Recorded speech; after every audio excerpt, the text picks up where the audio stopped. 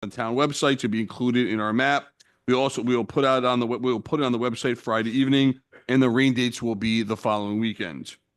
Also want to congratulate, and I apologize if I'm going to get his name wrong. Would you be able to pronounce his name for me? And I watched part of the game. Sam Adolf from the Teaneck High Windman Baseball, who pitched their first no-hitter in Teaneck since 2013. So congratulations to both him and the Teaneck High School on that baseball feat. The council met in closed session to discuss the following: a potential sale of township property, personnel, contracts, board training, drones, legal issues or opinions regarding any open items on the open session agenda, litigation updates, and Oprah. And I'd like to have a moment of silence for the Pope Francis, who passed away yesterday morning.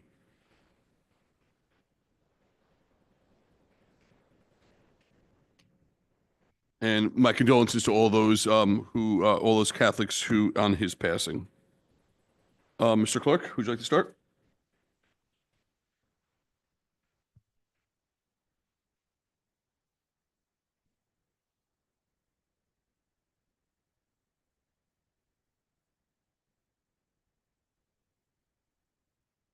Okay, so why don't we go back to the session? I have a communication. Okay, we're gonna go back to miscellaneous. Okay.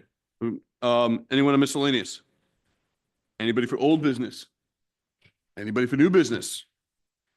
Councilman Goldberg, communications. Yeah. Is my mic on? Yeah? Yep. Okay, sorry.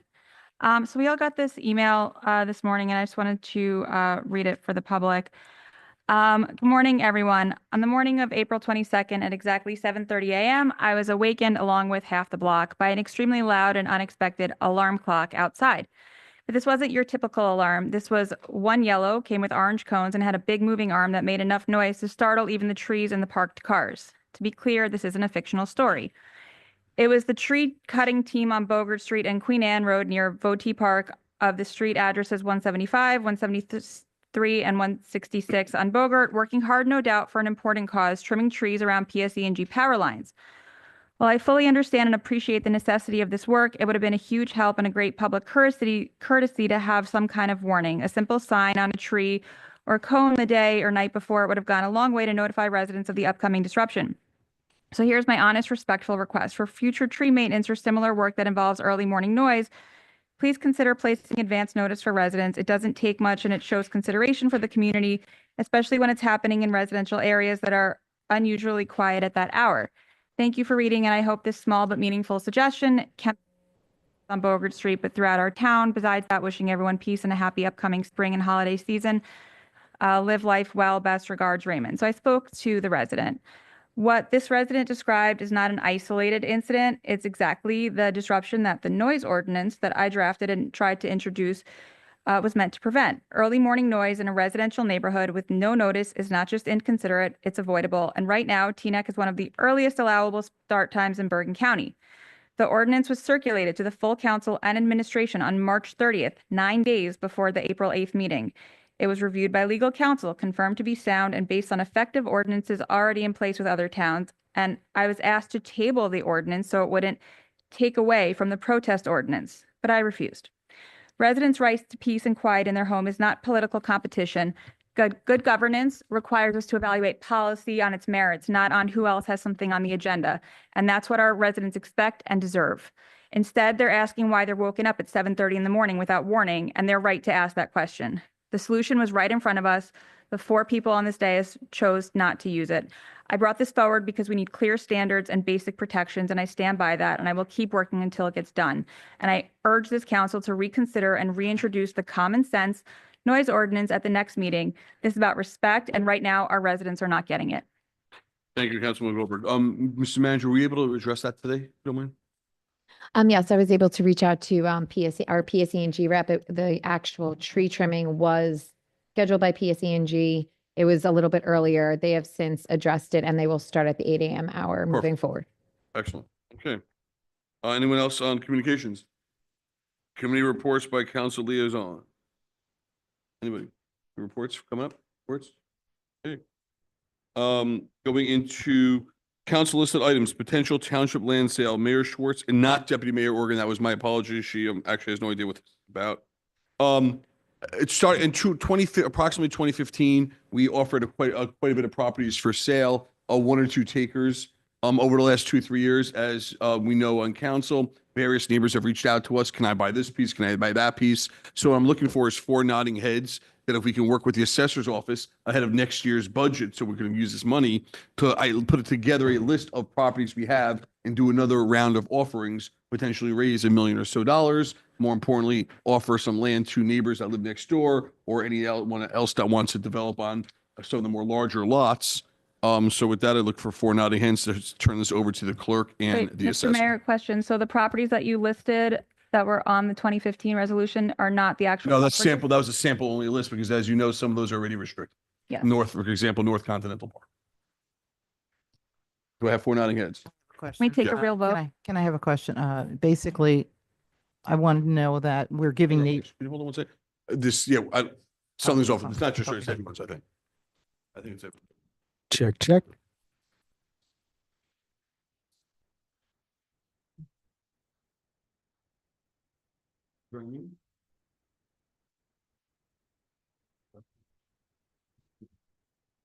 Check 1 2. Check 1 2.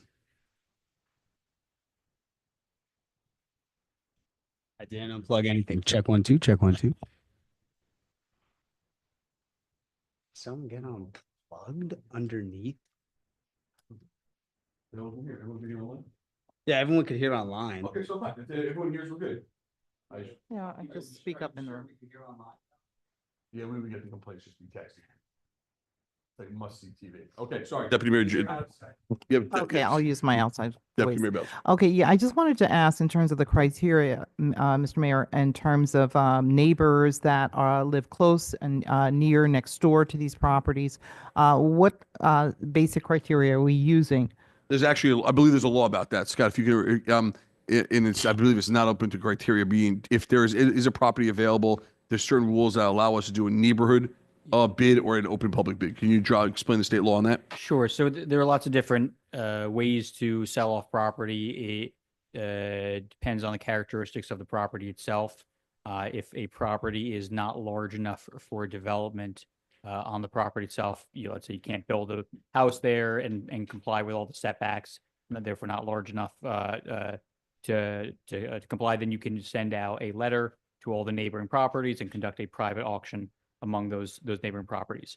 If the property is too large or is large enough that you could actually develop on the property, then essentially we would need to go to a public auction for that. And so it would be just like any auction, but we could do it for one or multiple properties. Okay, and that, I understand that's state regulation, but as a municipality, can we add to that, subtract from that, change anything about that? We could, there's really not much, I would say there's really not much we can restrict it to. Like, for example, we can't say only these, these types of potential buyers can bid on the property. We can set some sort of requirements like a bid minimum. That's something that we could do. So, here's what we're going to start the auction at. We're not going to sell for less than that. Even if someone bids lower than that we could do restrictions like that.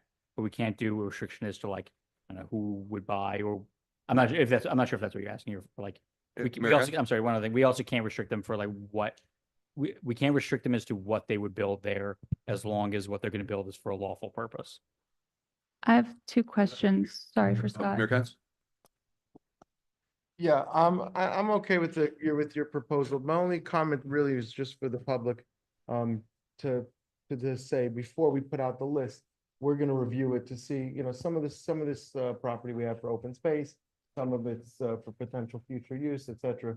So I just want to make sure that the public doesn't get the idea that we're haphazardly just selling everything Right. that we have. Yeah, my intentions are just to turn, the vote is to turn this over to the assessor to develop a list. A list, and then we review. Review, I absolutely, got it. absolutely. No other action on our No, case. I fully get it. Mayor Pagan? Yeah, in theory, I'm okay with this, but procedurally, do the neighbors of those properties that are going to be sold get first dibs or first attempt to bid? If it's a property that's large enough that there could be development on, they do not. But if it is one that's small enough, like we see, we sell little slivers of land that nothing happened. They're the only ones who get dibs on that. Okay, thank you. Councilman? Two questions. One, so this goes by the procedures for surplus property. Is that basically what you're saying? That's correct. Yes. I sent this to you earlier. So in 2015, the council passed a resolution based on this specific list.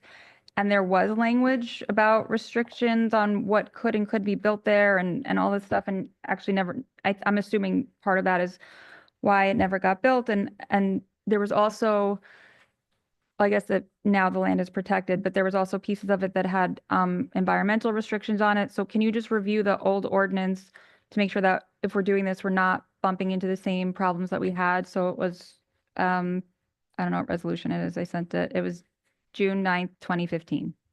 So ahead of whenever we do create an ordinance or resolution, let's take a look at that. So with that, I'll call for a roll call just to have the assessor, clerk, and manager work on just creating a list for council to review first. No other action steps requested at this time. Mr. Clerk? Yes, to move forward on the list, we have Councilwoman Goldberg, Yes. Councilman Pagan. Yes. Councilwoman G, Yes. Councilman Katz. Yes. Deputy Mayor Belcher, Yes. Deputy Mayor Organ, Yes. Mayor Schwartz. Yes, and thank you. Township manager's report.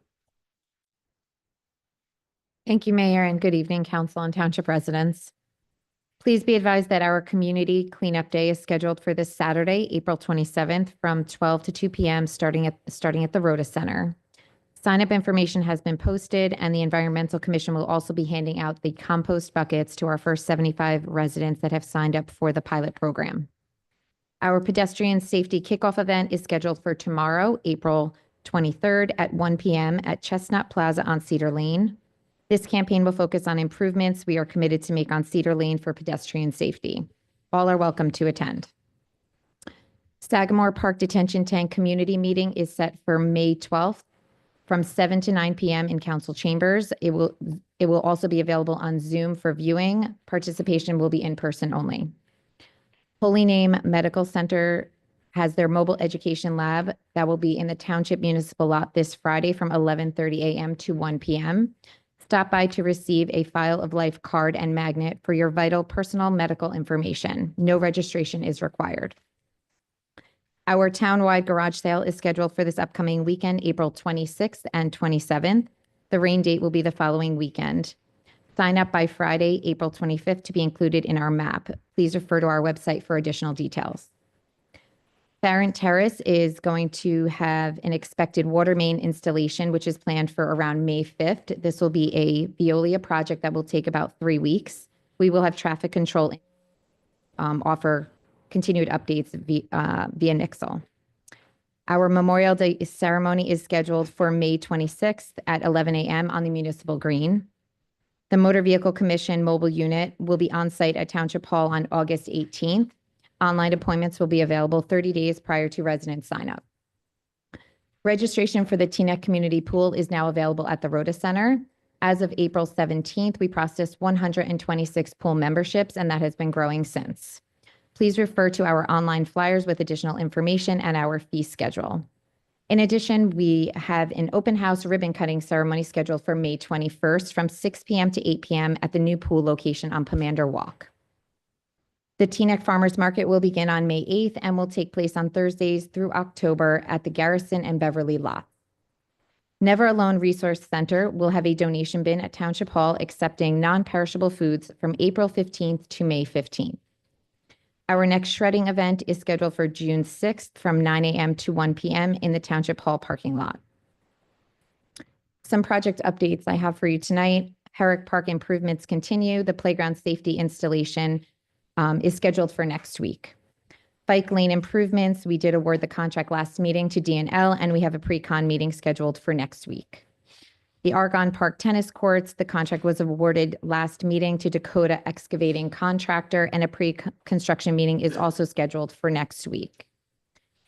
Phelps Park tennis courts are still undergoing some temporary repairs for this spring and summer. We are expected to reopen mid-May. And the Andreas Park pickleball courts, the surface painting and striping is scheduled, and the project will be completed mid-May. The Bell Ave Drainage Project design work is complete and is being sent to the DEP and EPA. Sagamore Park improvements, we are in the preliminary design and it is still in progress. Maple Avenue improvements, design is completed and we are awaiting funding and county review of plans. Friendly reminder to please sign up for our township alerts on the front page of our website. And I'd also like to take a moment and wish our township clerk, Doug Roussillon, a happy birthday.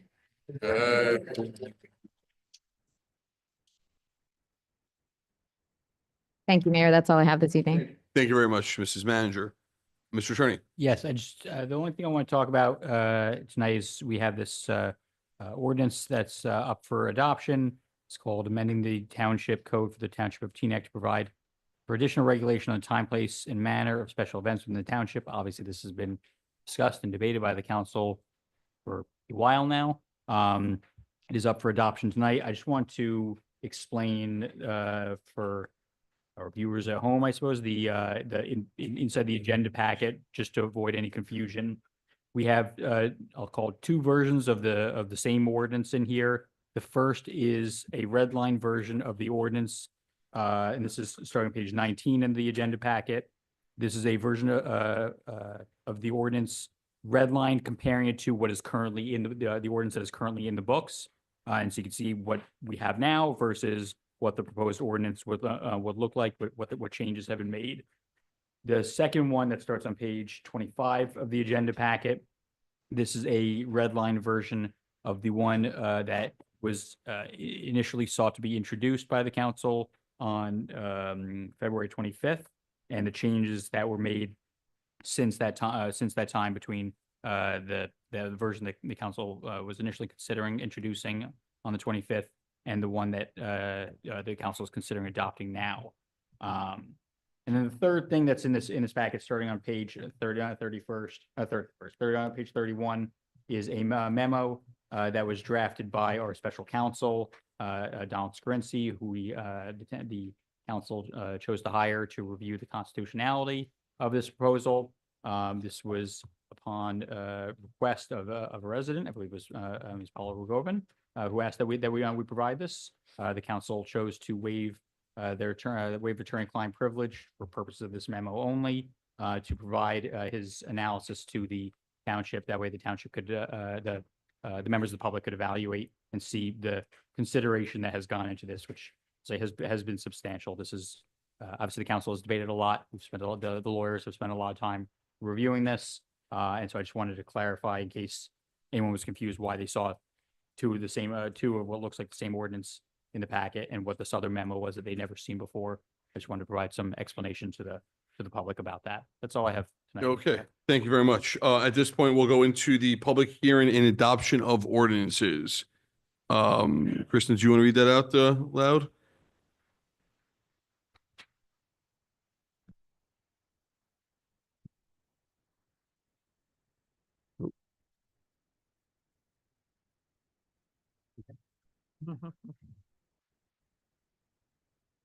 Ordinances. We have two this evening, which we are familiar with. We have 2025, amending the township code to revise no parking on certain days to include a portion of Hargreaves Ave. And we have ordinance number 20-2025, amending the township code for the township of Teaneck to provide for additional regulation on the time, place, and manner of special events within the township. Thank you, Mr. Clerk. At this time, the hearing's open. We'll first start with comments from those in the audience, then we'll go to those on Zoom. And as customary, if there's any local township clergy that wanted to speak first on this hearing. Rabbi Friedman? No, we're good. Okay, anyone else like to speak on this? Mr. Siegel? The other Mr. Siegel. Yeah, no, Rich. Good. You're good? Thank you. Good evening. Oh, this is not working, huh? Okay. I'll speak loud. Rich Siegel, 25-year homeowner here in Teaneck. You may have heard that Mahmoud Khalil's wife, Noor, gave birth to their son yesterday. He was not able to be there. He's incarcerated. The reason he's incarcerated is because he led demonstrations for Palestine. I have also led demonstrations for Palestine. I've done it many times. Mahmoud Khalil is Palestinian. He's got a green card. I'm white and Jewish, and my family's been here for 100 years. But I'm still wondering, as this country slides into fascism, when are they coming for me? You're voting on an ordinance tonight. Bergenfield recently passed a similar ordinance. I was there and I spoke out against it. And I don't see a timer. Is there one? You're just timing me informally? Okay. So when I spoke in Bergenfield, after I spoke, an Orthodox Jewish man got up and he said, Rich Siegel is Jewish. He knew my name. I don't know him. He said, Rich Siegel is Jewish the way the KKK pretend to be Christians, which was pretty shocking to hear. And of course, in my mind, it's like, okay, you guys are supporting the mass murder of tens of thousands of Arab children, and yet I'm the racist. So what it brings to mind is the fact that this issue is really a zero-sum issue. Either you all are crazy or I'm crazy. Either you all are evil or I'm evil. History is going to make that decision. But in the meantime, our First Amendment guarantees freedom of speech. And Bergenfield took a step to squash that and to participate in our country's slide into fascism. And Teanec's vote tonight is going to determine whether or not this town participates in that as well. Noam Chomsky said, free speech means, free speech is for people you don't like, or it's for nobody at all. That's really important. You don't like the fact that we demonstrate against illegal Israeli real estate events. I know you don't like it. We have the right to do it. I demand that we continue to have the right to do it. If you pass this ordinance, we're going to continue to do what we do. If you arrest us, fine. You'll make things more complicated for the police and the courts. Don't pass this ordinance. Thank you for letting me speak. Thank you. Anybody else? Anyone else?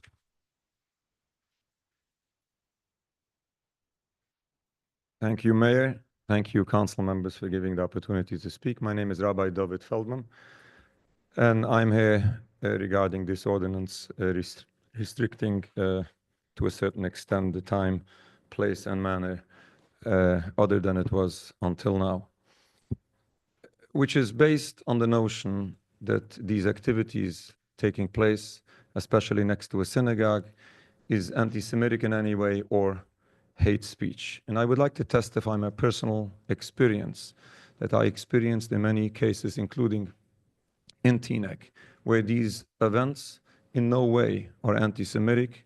All what they are saying is condemning or speaking up against crimes being committed.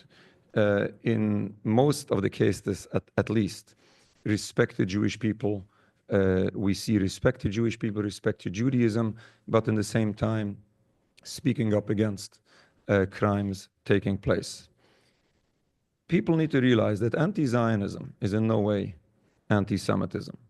To begin with, we have to understand that Judaism and Zionism is not the same.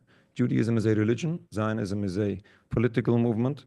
The acts committed by the state of Israel, which are being opposed by these events, by these activities, are criminal according to Judaism as well. Therefore, masses of Jewish people worldwide, in the United States and the world over, are against what we are witnessing. Law enforcement agents here tonight will agree that if crimes are taking place, those crimes need to be stopped regardless who the perpetrators of the crimes are. And by stopping a Jewish person crossing a red light is not anti-Semitic in any way. What these demonstrations are opposing is not only crimes being committed to Palestine, but a danger brought upon the Jewish people when all of this is being done in the name of all Jews. when one conflates anti-Zionism with anti-Semitism. One is making a statement that, God forbid, all Jews are behind all these crimes, which ends up making a statement that all Jews are accountable, God forbid, to what is taking place. This is anti-Semitism. Finally, by oppressing the voice of the oppressed, we are not solving anti-Semitism, but exacerbating it and fueling it. We need to address the problem and not oppress other people because of it. The only solution is going to be to stop the cause, to unfortunately these bad feelings that people have towards Jews. And this is why every right-minded person should stand up, and we as Jewish people do the same to reduce hatred towards the Jewish people. We ask respectfully of the members of the council to please reject this ordinance and grant the freedom of speech, this beautiful value of Thank the you, Rabbi. United States. God bless America. Anybody else? Anybody else in anybody else in the chambers want to speak? Mr. Rose. Anybody else after Mr. Rose? Okay, Miss Angel afterwards, please.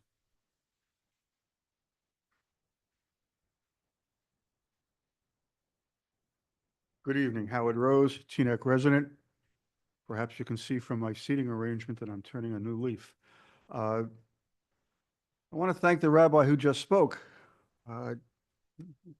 Really gave a very substantial amount of information as food for thought. And I understand what this council's trying to do. They're trying to contain a situation that they think may be detrimental to the general population in some semblances, some situations, on some occasions. But I don't think that you pass, I don't want to use the word draconian, but strong legislation on freedoms of assembly, of speech, etc., as a deterrent against something that hasn't happened. Because there are sufficient enforcement regulations already available to utilize if something is amiss, whether it's behavior, property invasion,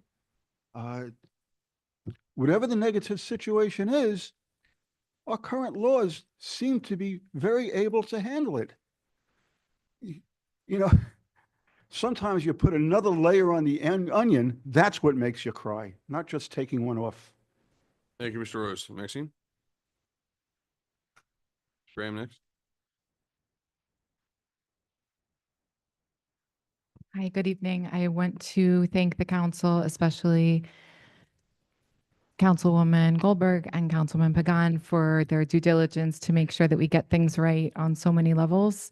And this ordinance for the noise is a really big one that you're really trying to manage. So I commend you for trying to get it right and for doing what is best for all of Teaneck. I know this is a hard one, and I don't envy your position, but thank you for your commitment to that, to remembering your oath of office and your commitment to the Constitution of the United States and of New Jersey. So thank you very much. Talk to you soon.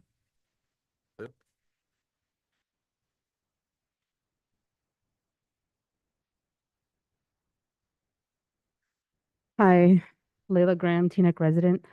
I strongly oppose the ordinance being considered tonight, which so obviously is meant to target the free speech and the right to assemble of people of conscience. People who have joined a global community in justified outrage over the genocide being perpetuated by the fascist Zionist settler colony of Israel against Palestine and its indigenous people.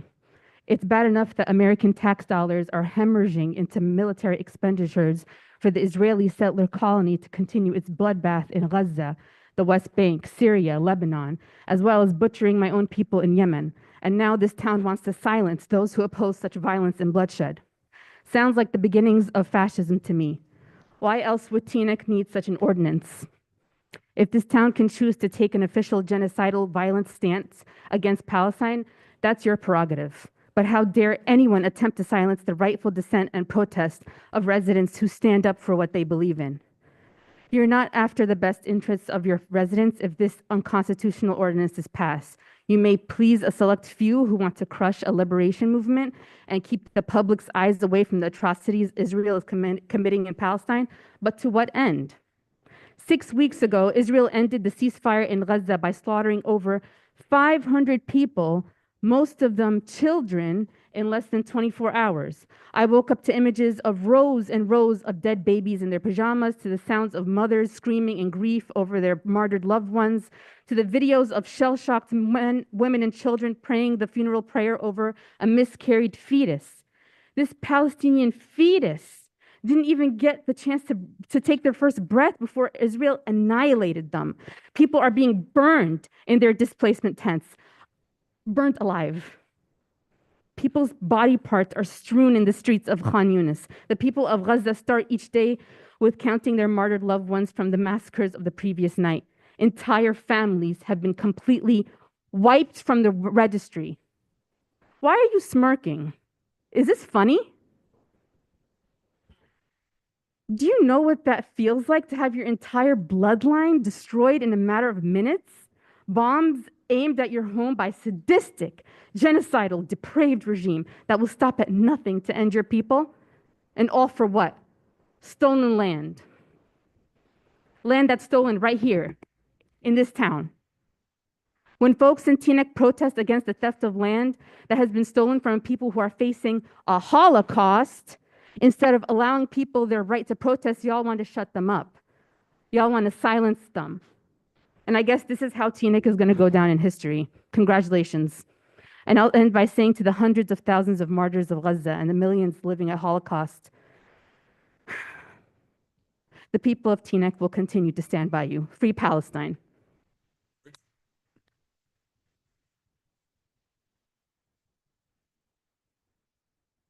Valerie Levin, Teaneck resident for 20 years.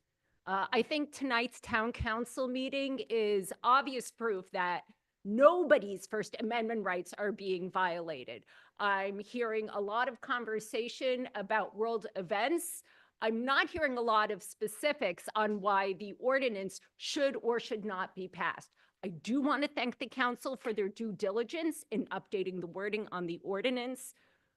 We residents of Teaneck, okay, us, have an obligation to live with each other in a calm and polite and civic way.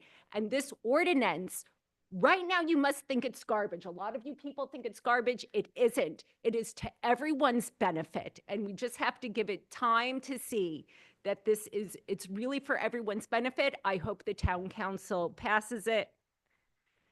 And remember to vote in the upcoming primaries. Thank you. Thank you very much. Avi?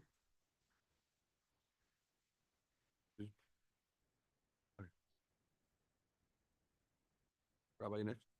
Avi Berliner, Teaneck resident. I think more of this crowd, instead of quoting Noam Chomsky, I'll paraphrase Christopher Hitchens.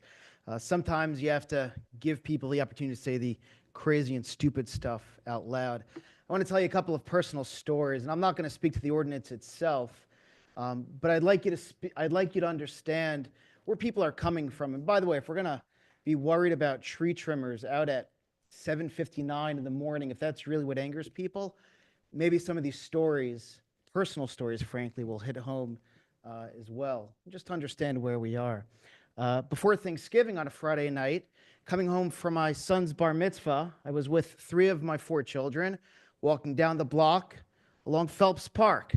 Car sped up, stopped, screamed at my kids. I was 10 paces behind them. Free Palestine, die Israel. Anti-Semitism is anti-Judaism. We would all be in the same line, and those of you who hear that know exactly what I mean. All they knew is that I had a particular hat on my head, a yarmulke on my head. They didn't know my political beliefs. They didn't know where I stood. They saw something that identified me as part of a particular group, and they felt the need to harass my children. I'll tell you another story. March 28th, Friday evening, 10 p.m., I was walking with my brother along Queen Anne Road to a friend of ours who was having a party for the memorial of his mother. I think it was the anniversary, the 15 years since her passing.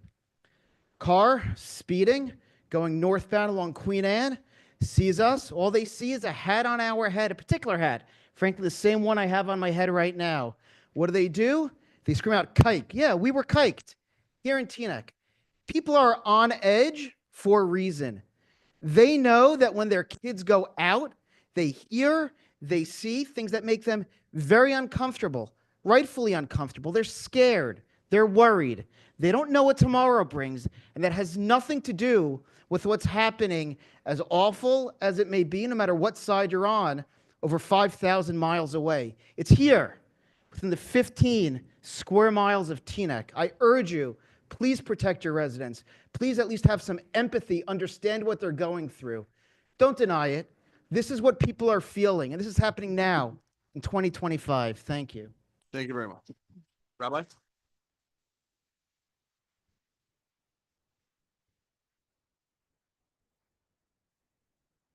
Daniel Friedman, Teaneck resident. It's wonderful to be together with friends and neighbors, and even with those who may not be neighbors, but came to be able to express themselves this evening.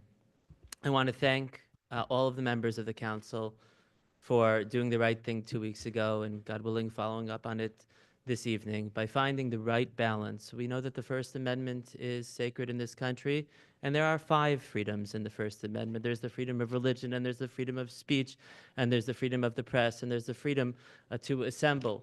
And we have to find the right balance between all of these. And that's what this ordinance does in a totally reasonable way. Time, place, and manner. Nobody's ability to express themselves is being taken away. As my neighbor, Mrs. Levin, said, you can hear it here tonight. People have the right to say what's on their mind. I wasn't planning on invoking it, but since so many invoked the Holocaust, and I have to say in a rather grotesque way, I thought I would actually talk about something that's personal to me.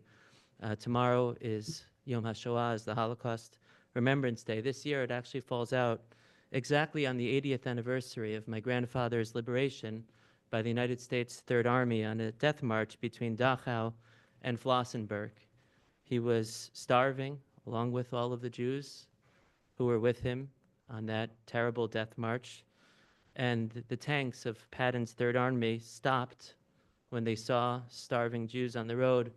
And my grandfather never forgot that the first soldier that he saw wearing the American uniform, who threw open the hatch of his tank before chasing down the Nazis and the SS, just happened to be African American.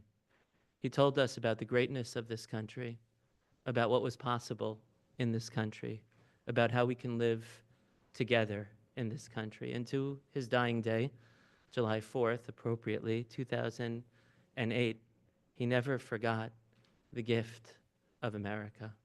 We're gathered here tonight as friends and as neighbors to appreciate our freedoms, to find the right balance where we can have freedom of speech and freedom of assembly and freedom of religion. And for those who don't understand that part of my religious belief is that I pray to God 3 times a day to return myself and my family one day to Jerusalem, to Zion, then they don't understand the first thing about me. It's as much a part of my faith as anything. And those who are honest about Judaism will acknowledge that. Thank you very much. Thank you.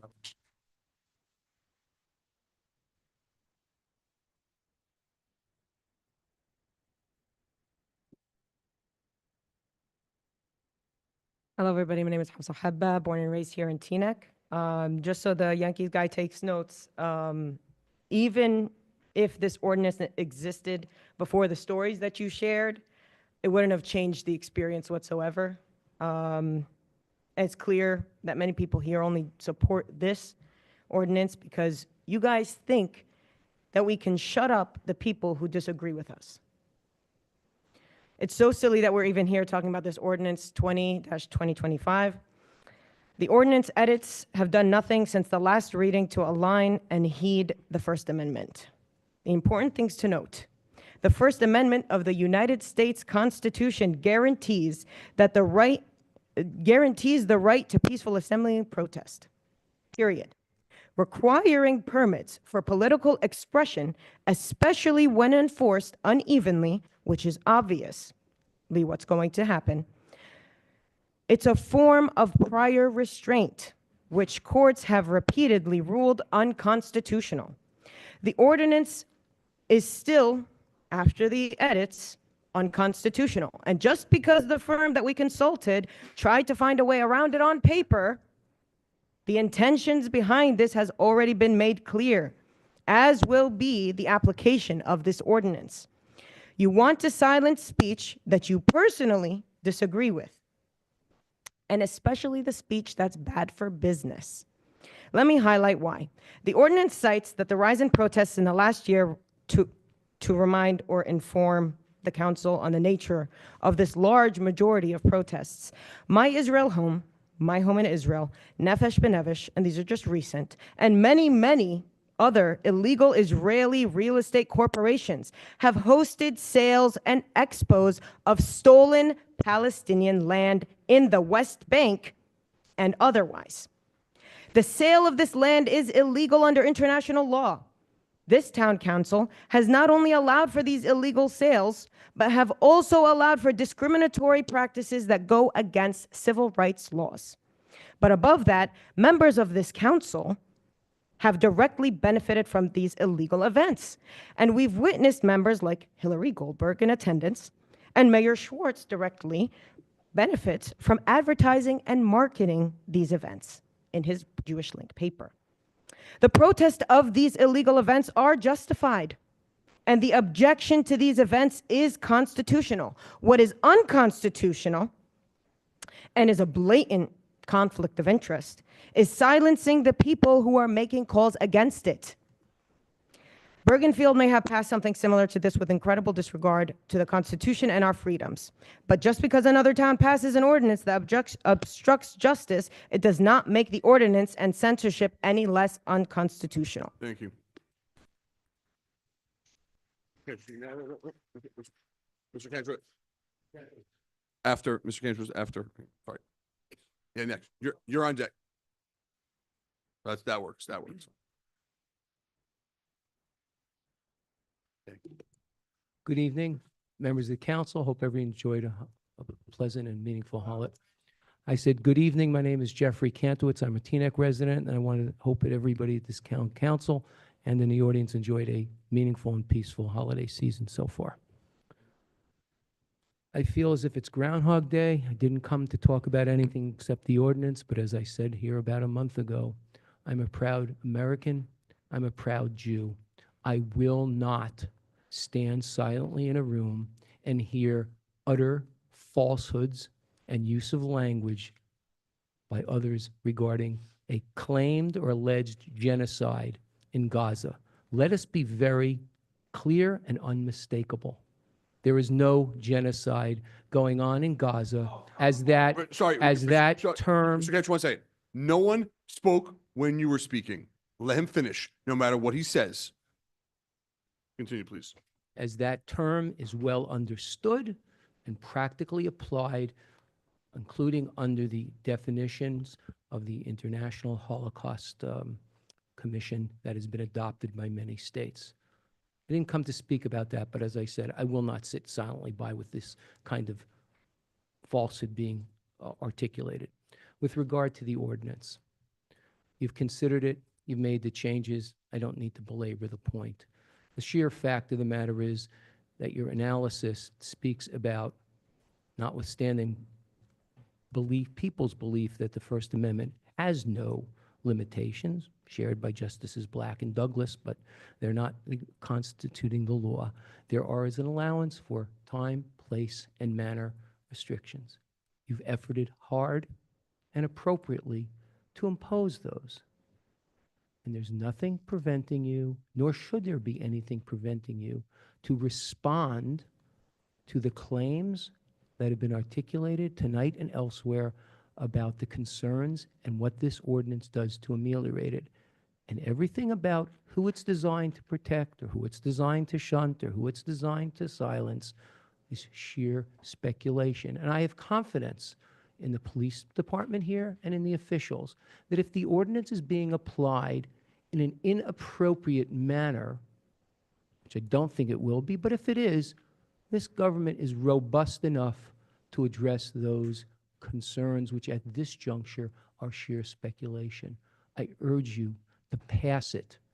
There's nothing the matter with protecting free speech through time, place, and manner regulations. The views of Justices Black and Douglas from decades ago that there is no ability to in any way regulate or restrict speech is simply a misstatement, an ill-informed observation of the law. Thank you so much. Thank you. Yusuf?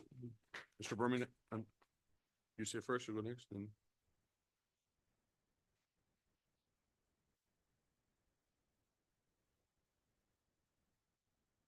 Good evening, Yusuf Awad, Latinx resident. This is not just about a policy. This is about our fundamental rights. Our right to speak out, to gather, to be heard. TNEC has always been a community that values civic engagement. We stood up against injustice, we've spoken out for change, and we've always done so peacefully and with purpose. Trying to curb that with an ordinance sends a chilling message, not just to the protesters, but to every resident who believes their voice matters. This ordinance threatens to punish people not for violence or disorder, but simply for showing up. It imposes unnecessary restrictions, permits, fines, or vague limitations that could be selectively enforced. And we know how that plays out. It targets the most vulnerable, the most vocal, and those fighting the hardest to be seen and heard. Let me ask you this: who benefits from silencing protest?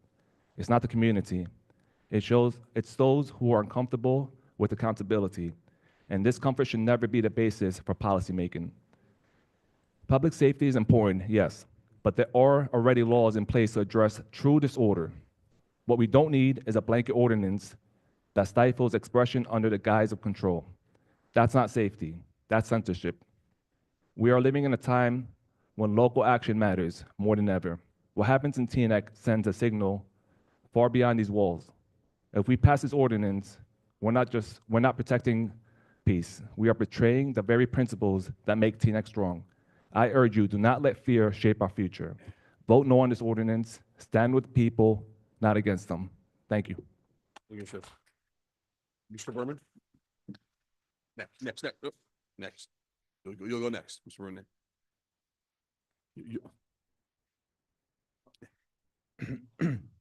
My name is Elliot Berman. I'm a lawyer. I've lived in Teaneck with my wife for almost 30 years, and I've raised my 3 children here. I spoke a little over a year ago at a Township Council meeting, albeit on Zoom, on March 19, 2024. Also spoke at the Township Council meetings on February 25th and March 11th, 2025. And all 3 times, I spoke about the need for content-neutral time, place, and manner restrictions on speech in light of what has been going on in Teaneck for over a year. As Deputy Mayor Organ stated at the February 25th meeting, it is the council's job to ensure the safety of Teaneck's residents as well as their feeling of safety.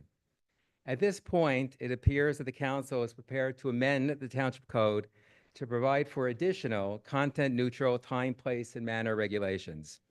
You have heard some objections to this proposed ordinance. As Senator Moynihan famously said, everyone is entitled to his own opinion, but not to his own facts. Nobody who reads the proposed ordinance can legitimately contend that the proposed ordinance regulation is not content neutral. It does not forbid demonstrations where people want to advocate for and against anything they want to advocate for and against. It simply restricts the time, manner, and places where such demonstrations can take place. A perfectly legitimate exercise of this council's authority under existing Supreme Court precedent. I highly recommend that you pass this 7-0, and if you do, I thank you very much for doing so. Thank you. I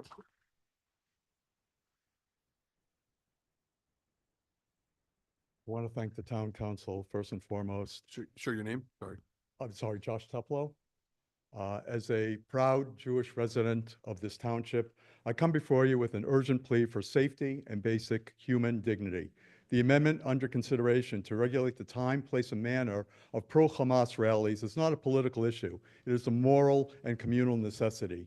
The support for radical Palestinianism for Hamas by protesters who come to Teaneck is an attempt to intimidate our community. This is not a political movement. It's a support for a death cult. Hamas and radical Palestinians glorify the murder of civilians, use their own people as human shields, and teach children to idolize martyrdom. When individuals take to the streets waving Hamas flags, showing pictures of Hitler on their cell phones, which I personally have seen, chanting slogans like "from the river to the sea," they are not expressing a political opinion. they are endorsing a genocidal ideology that seeks the elimination of Jews worldwide. These rallies, if left unregulated, threaten to spill into neighborhoods where Jewish children, elderly Holocaust survivors, and Jewish families go to feel safe. No person, let alone a child, feels safe while extremists nearby celebrate the massacre of Jews or call for the eradication of the only Jewish state.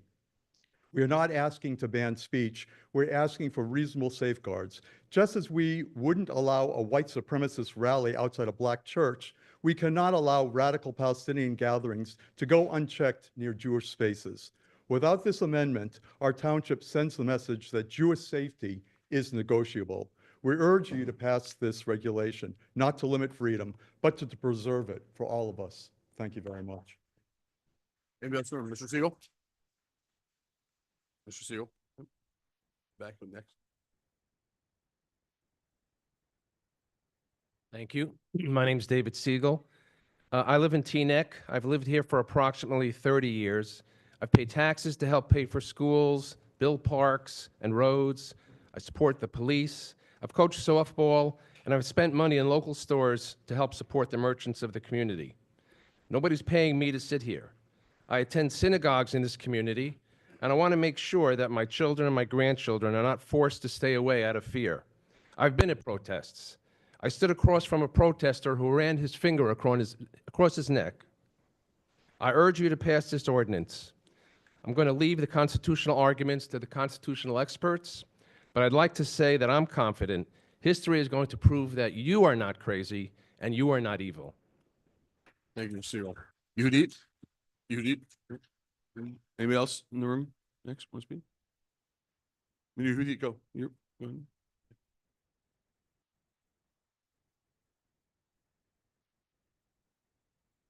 Good evening. My name is Yehudit Robinson, and I live in Teaneck with my husband and children.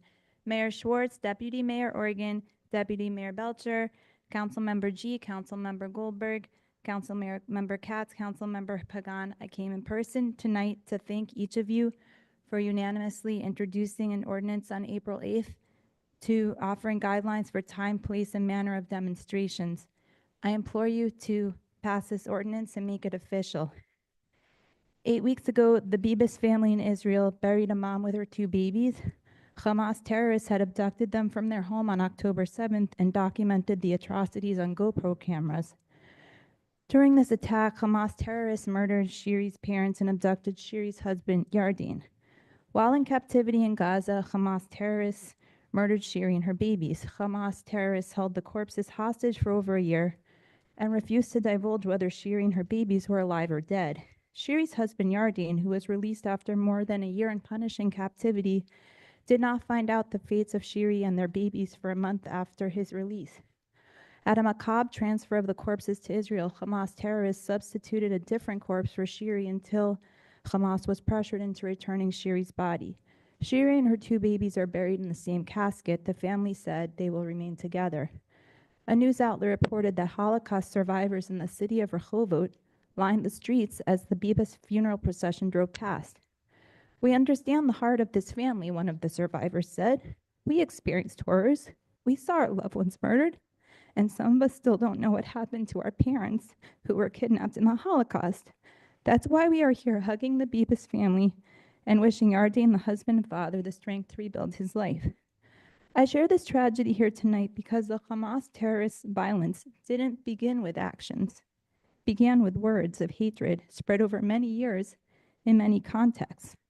The much larger Holocaust also began not with actions, but with words. I turn to you, esteemed council, and ask you as a fellow parent, as a fellow adult who cares about young children, to pass the proposed ordinance for time, place, and manner of demonstrations. This ordinance is First Amendment compliant, constitutionally sound, and based off of ones that were successfully adopted in Hackensack and Bergenfield. Please don't let there be a through line from the words of violence that have been spoken at Teaneck demonstrations, and God forbid acts of violence against moms and their babies. This ordinance, this proposed ordinance, protects all residents in their homes and houses of worship. Anyone who wishes to travel to Teaneck to agitate is welcome on the municipal green. It's too late to save Shiri and her babies. It's not too late to protect us. Thank you. Paul? Paula Rogovan, resident for 42 years here in Teaneck. I'm speaking on behalf of One Town, One Vote. We join many community voices who are requesting a postponement of a vote on this ordinance. It's become known as the Protest Restriction Ordinance.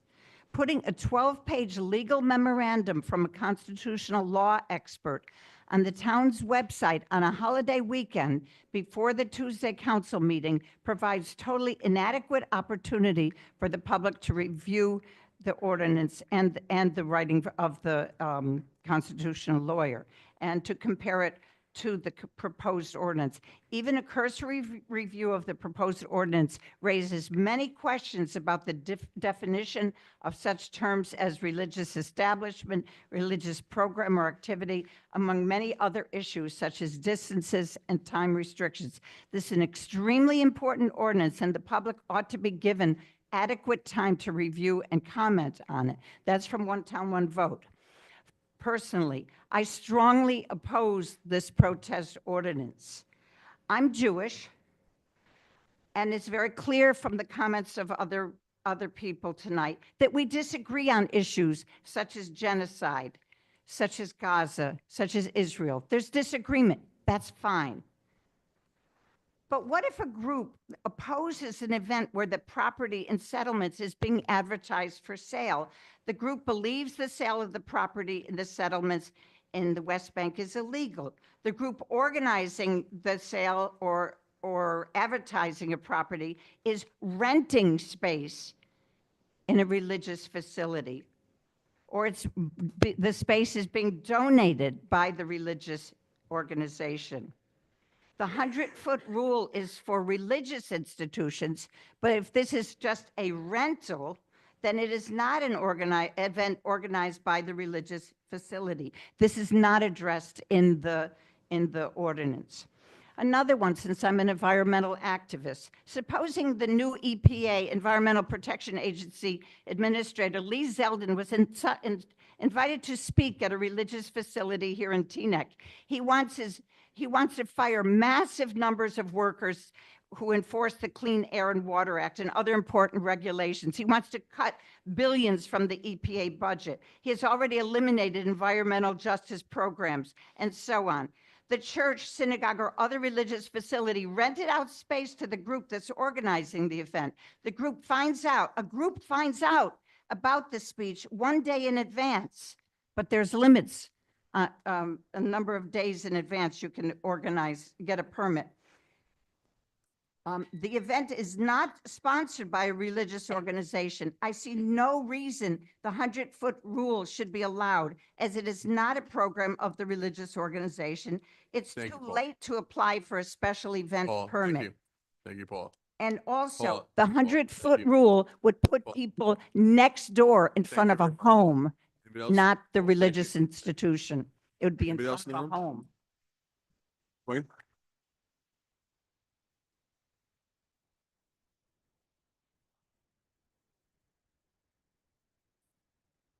Good evening, Council. My name is Dwayne Harley. I'm a Teaneck resident, been here since 1970. I too was a coach, basketball, baseball. I too been very involved in the community. I'm 100% opposed this ordinance. I think one of the things this ordinance is not neutral on its face. I think someone was saying what exactly is wrong with it. It's not neutral on its face because we all know what it's directing towards. It's not going to affect the bike-a-thons or walk-a-thons the same way that is affecting or impacting people protesting something that's immoral. It's also overburdensome. There's some language in here that says not only no special event shall occur and no person shall participate in a special event absent the issuance of a permit. So if one just attends one of these events, they need a permit. That seems overly excessive. One thing we need to do, I think, is we need to really try to get to having peace. right? In order to get peace, it's just not the absence of tension, right? It's the presence of justice. So we need to come down to really what's causing the protests, and let's deal with that. Let's talk about what's causing the protests, and maybe then if we can kind of figure that out and get on the same accord, you won't have all these disagreements, the protests of people in everyone's community. Also, there's hate everywhere. I was with a bunch of students last week, 4 Black students canvassing, political canvassing on Maitland Avenue, and a resident over there called the police on them. Why? Because they were Black, right? I don't know, but the police was called after they followed them for 4 blocks and was spewing some, trying to have conversations with them, and then they called the police. All they were doing was doing political canvassing, which everyone does all the time. And they're Teaneck residents as well. So we call the police on our own residents in this town, apparently. Also, I want to just make a comment that nobody's an outsider if they see an injustice, right? We got to get away from calling people outsiders if they see an injustice happening, right? Because injustice anywhere is a threat to justice everywhere. Thank you. Thank you very much. Anybody else? Hannah?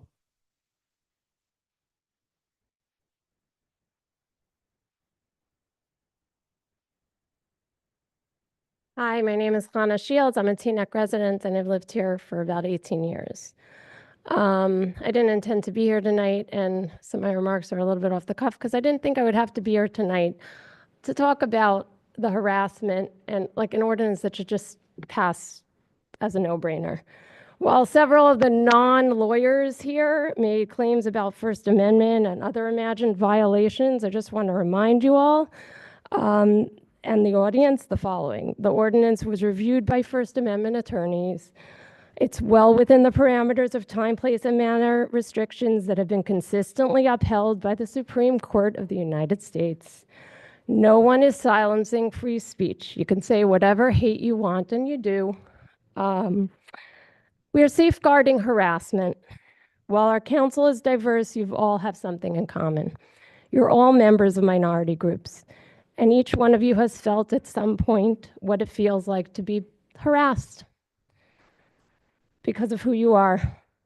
It's not a First Amendment right, nor a peaceful protest to protest synagogues and homes with drums and amplification devices at 10 o'clock at night in an effort to harass the residents. The ordinance is actually there to protect people's First Amendment rights to live freely, to live peacefully. And I thank you in advance for all voting in favor of the ordinance. Thank you. Thank you. Anybody else in the room want to speak? What else? Yes, sir. Thank you. Good evening. My name is Rabbi Menachem Ermustin. I'm here to oppose the proposed bill. I believe that this is taking the rights of many people, including us, from the Jewish community. Our Torah requires us to oppose Zionism in the strongest terms. My mother came from Palestine. My grandparents used to live together with the Palestinian people, neighbors, without any problem. We are against the whole occupation. We are against the genocide. We want to be able to express our belief, and all U.S. citizens should have their freedom. Thank you. Anybody else in the room want to speak? Okay. With that, Mr. Clerk, do we have anyone on Zoom? Go ahead.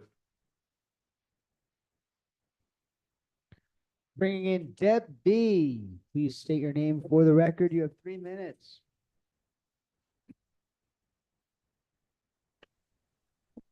Good evening. Sorry, good evening, Just Deborah for Blake. ordinances 18 and 20-2025, this public hearing. This is not general good and welfare, just giving a reminder. Deborah Blaberg, you have 3 minutes. Good evening. First of all, I just want to thank ex-Mayor Pagan and Hilary Goldberg for taking the time to make sure that this ordinance was constitutionally correct. some of us aren't, armchair constitutional lawyers. We're a little concerned. And so we appreciate the fact that the time was taken to listen to the residents' concerns and do something about it. To that end, I would like to thank you and hope the council is voting in favour. I would also like to point out that it's very nice. We've got some paid actors here. Say hi to the Ayatollah for me, please. I mean, should we be calling Homeland with all this Iranian infiltration? And just want to say once again, thanks for dealing with this constitution. And also to make sure that there was no conflicts, because I'm aware that the lawyer that was originally involved in it might have represented a council member a previous time. And, we want to make sure we keep things nice and clean. And to those of you crying, this is going to take my First Amendment rights away. No, it's not. What it's going to do is make sure that the law is upheld and that the police are able to follow the law and have clear guidelines so that when something may happen that you're not behaving, you will be dealt with. Same as if we don't behave, we get dealt with by the police. They'll pick everybody up if they need to. So it's just to make sure things are done by the law. Your First Amendment right is still very much there. You can still scream all your hateful little lies, all your misinformation, all the things you like to whine about. But at the end of the day, the Constitution will be upheld, the law will be upheld. And thank God the grown-ups are in charge in government, and we will finally have some common sense. Anyway, thank you very much. Thank you for actually taking, as I said, taking the time.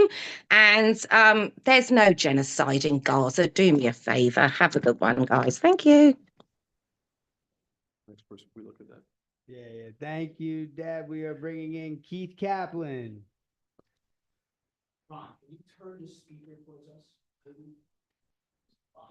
No, someone's. Yes. Thank you, Mr. Mayor and Council. One second, Mr. Kaplan. One second.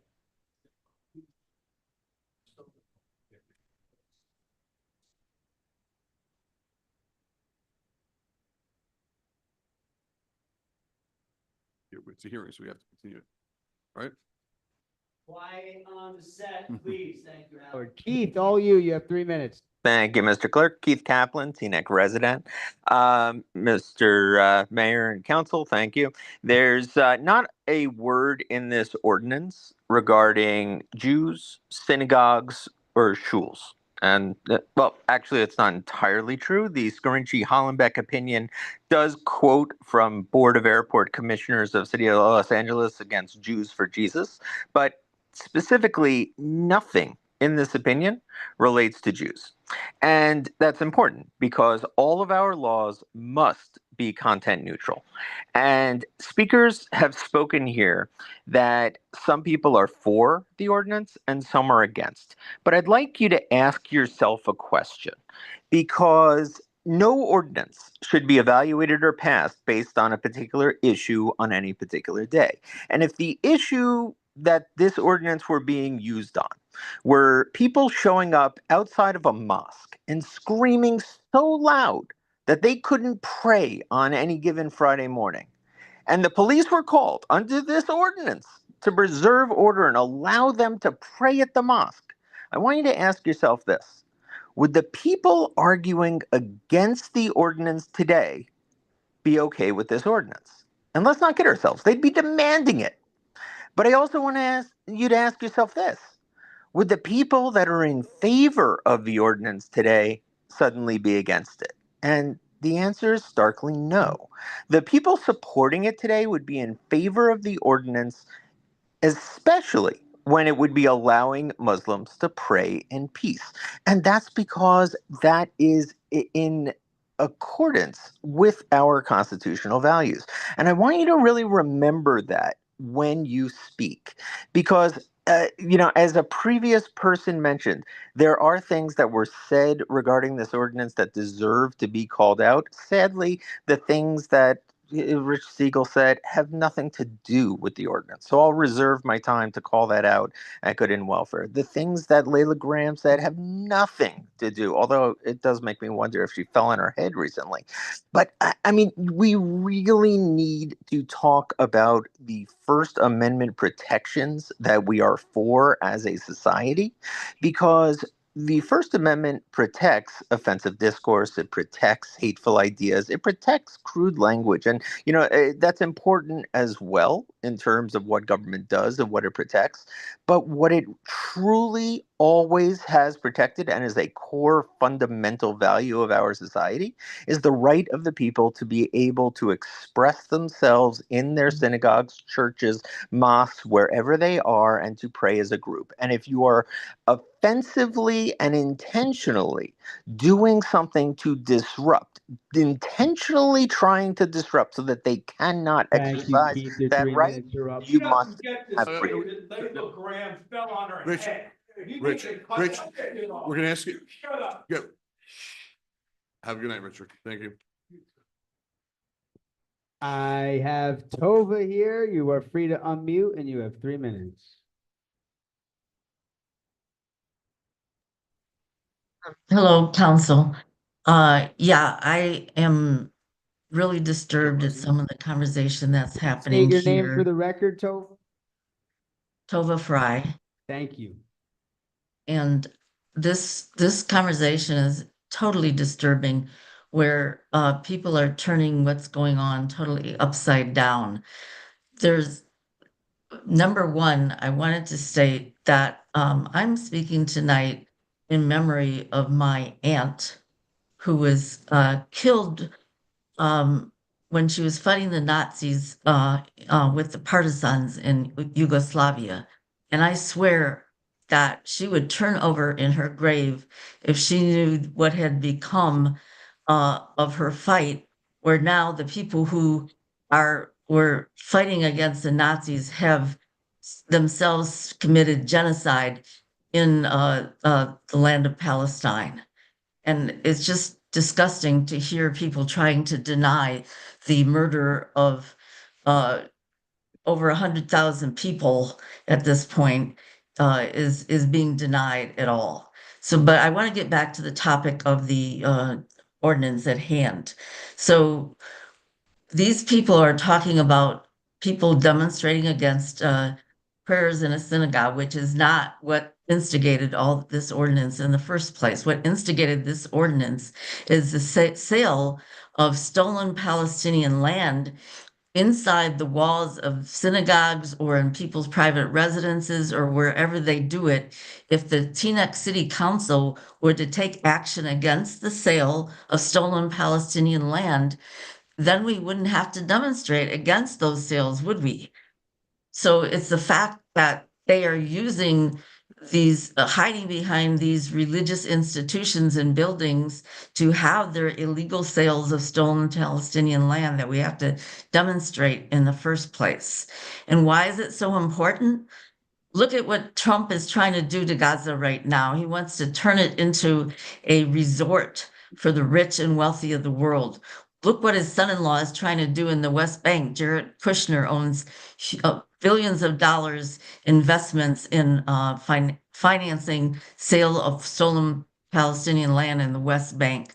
Both of them scheme to profit off of the suffering and the genocide of the Palestinian people. This is what we're protesting.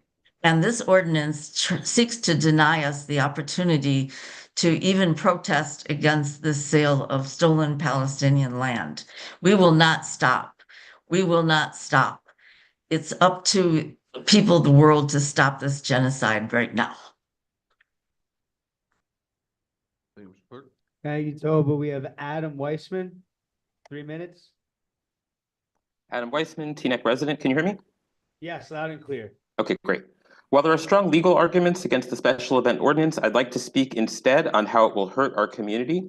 This month is the 35th anniversary of the day Teaneck police officer Gary Spath shot Black teenager Philip Pinnell in the back as his hands were raised. Do we really want to pass an ordinance that would prohibit holding a memorial service for Philip Pinnell outside of Teaneck Police Headquarters? Protesting at police stations has led to the release of wrongfully detained persons and curtailed abuses when police know that they are under intense scrutiny. The events that catapulted Malcolm X, who was slain 60 years ago, into being a public figure was a protest at New York City's 28th Police Precinct in response to the brutal beating and jailing of Nation of Islam member Johnson Hinton. We cannot claim to believe that Black Lives Matter without recognizing this long the long history and ongoing reality of police violence against Black people and the importance of protest, often at police stations, to challenge this abuse and injustice. In February, dozens of anti-hate groups organized a counter-protest against a demonstration by anti-Arab racists and Islamophobes at a mosque in Brooklyn.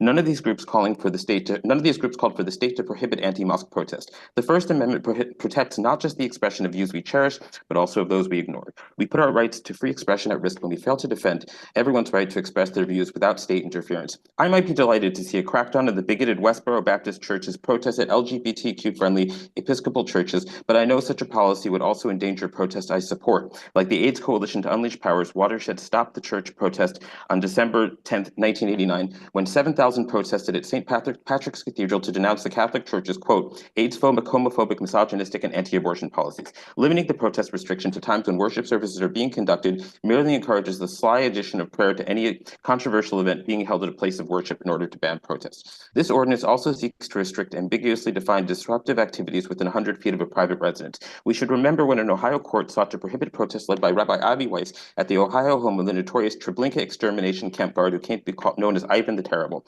When the anti-Nazi protesters came out, the Aryan Nations and KKK came out to counter-protest. A local judge enjoined simultaneous competing protests, meaning the fascists and bigots could shield the Holocaust perpetrator by showing up every time Rabbi Weiss did, making it legally impossible to ever protest Ivan the Terrible.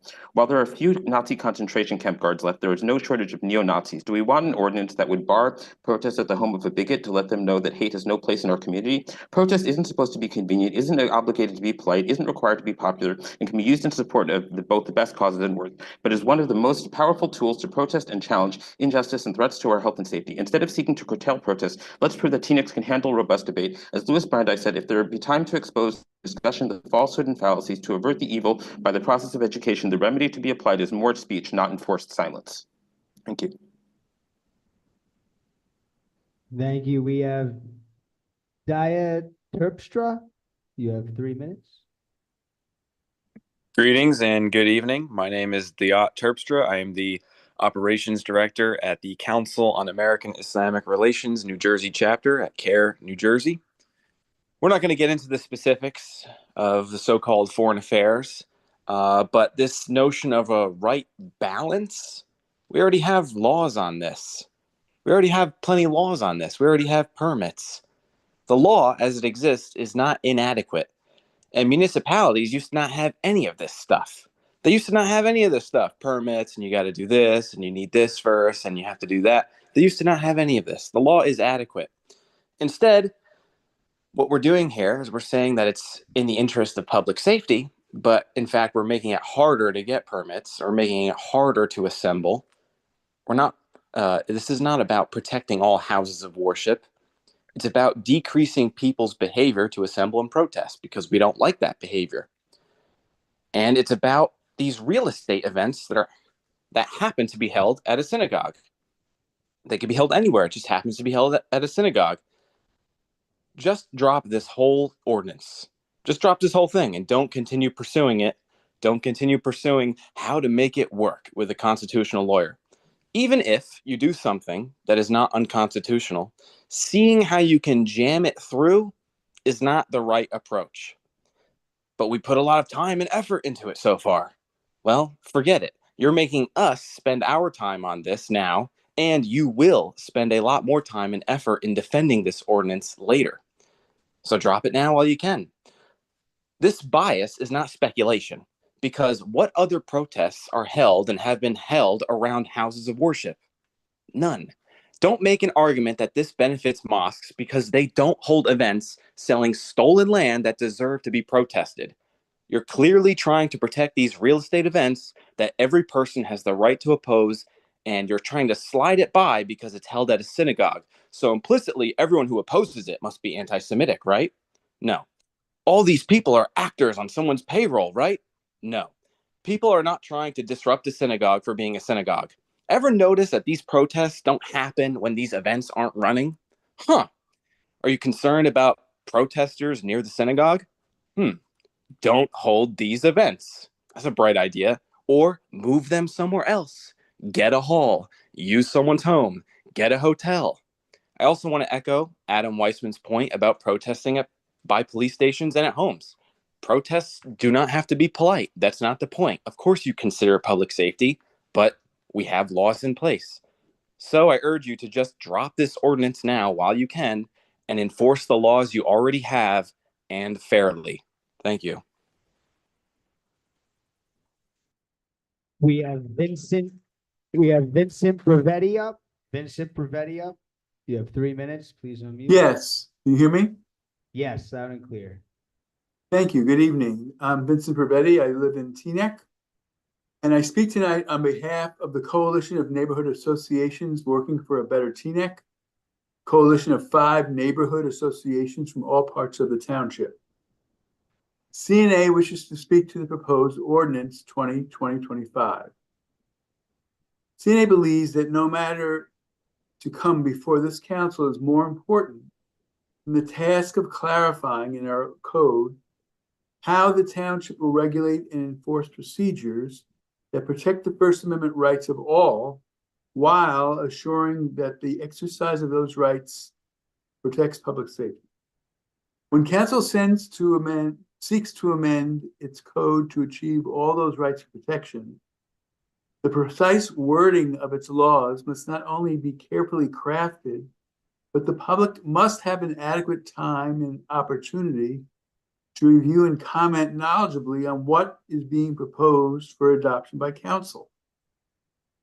CNA therefore strongly urges council to table or set aside tonight's proposed ordinance 2020-25 and proceed only when it has a draft ordinance that meets those aforementioned standards. CNA is concerned that the process for legal adoption of ordinances has been compromised and that the Ordinance 2020-25 approved for introduction at the council's April 8th meeting is not the same ordinance listed on tonight's agenda for second reading and approval. CNA believes the draft of 2020-25, which appears in tonight's agenda, is in material ways different from the proposed ordinance that council approved for introduction on April 8th. The Ordinance 2020-25 introduced at the April 8th meeting was, the public was told, revised from the original draft ordinance. However, no one was given a hard copy of the version being introduced. The changes to the ordinance introduced on April 8th were read aloud, though largely inaudibly, by the town attorney. Tonight's version seemingly incorporates various changes to that April 8th draft that were suggested by the town special counsel, Donald Scarsini, to make the proposed ordinance more in line with the Constitution and able to withstand judicial scrutiny. The current version was first made available on the township website early in the morning of Friday, April 18th, 8 hours after close of business prior to the town holiday this weekend. Hence, it effectively was not available until 36 hours ago. Its lateness alone should disqualify it from being acted on tonight. In sum, the coalition requests that this ordinance, scheduled for second reading and approval, be. Thank you, Vince. Your 3 minutes were up. We have Sherry Ann on. We have Sherry Ann. You have 3 minutes. Please feel free to unmute. Good evening. My name is Sherry Han-Eid. I'm a lifelong Teaneck resident. I would like to address a few points made by some of my neighbors. Yes, we all need to live here peacefully and calmly together, of course. But we all need to live. However, we cannot ignore the fact that lives and land are being stolen. We cannot simply let that go. Speaking up for Palestine is standing up for injustices everywhere. And unfortunately, many who live in Teaneck and beyond have not recognized that yet. In terms of racist remarks being hurled at folks in town, that is inexcusable. But do not conflate that with the calls for a free Palestine, when everyone has experienced, and I'm not belittling your experience, but everyone has experienced some form of that hate at some point in their lives, and it feels horrible. It seems that the Muslim and Arab communities' comfort and safety in this town are never considered. Rather, we are branded as outsiders or paid protesters, or we are belittled and mocked in our neighbors' statements during these moments.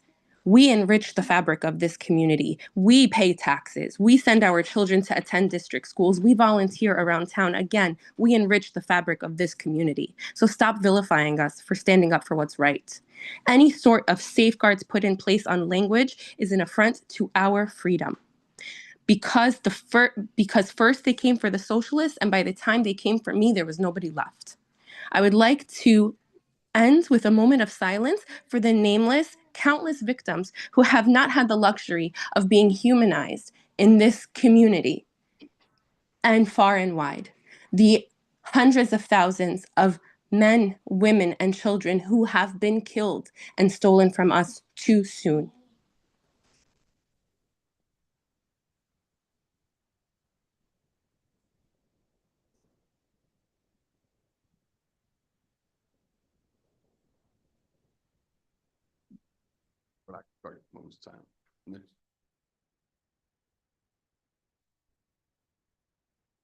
Thank you, Sherry Ann. We have Sharuk on. Awudala.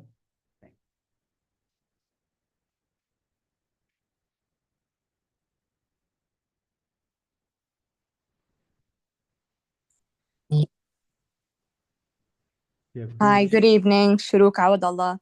I wanted to speak against the proposed ordinance. While I recognize the importance of ensuring public safety and respecting the rights of all residents, this ordinance goes too far. Protests are by nature spontaneous, and that's part of what makes them so powerful. The First Amendment protects peaceful assembly, even when it's inconvenient. That's what makes this country and town so remarkable. This ordinance, while perhaps well-intentioned, risks silencing voices that need to be heard in the moment. It's rooted in fear, not in empathy or compassion. Yes, we all want safety. Yes, some residents have had difficult experiences, including my children who have been taunted outside of a mosque.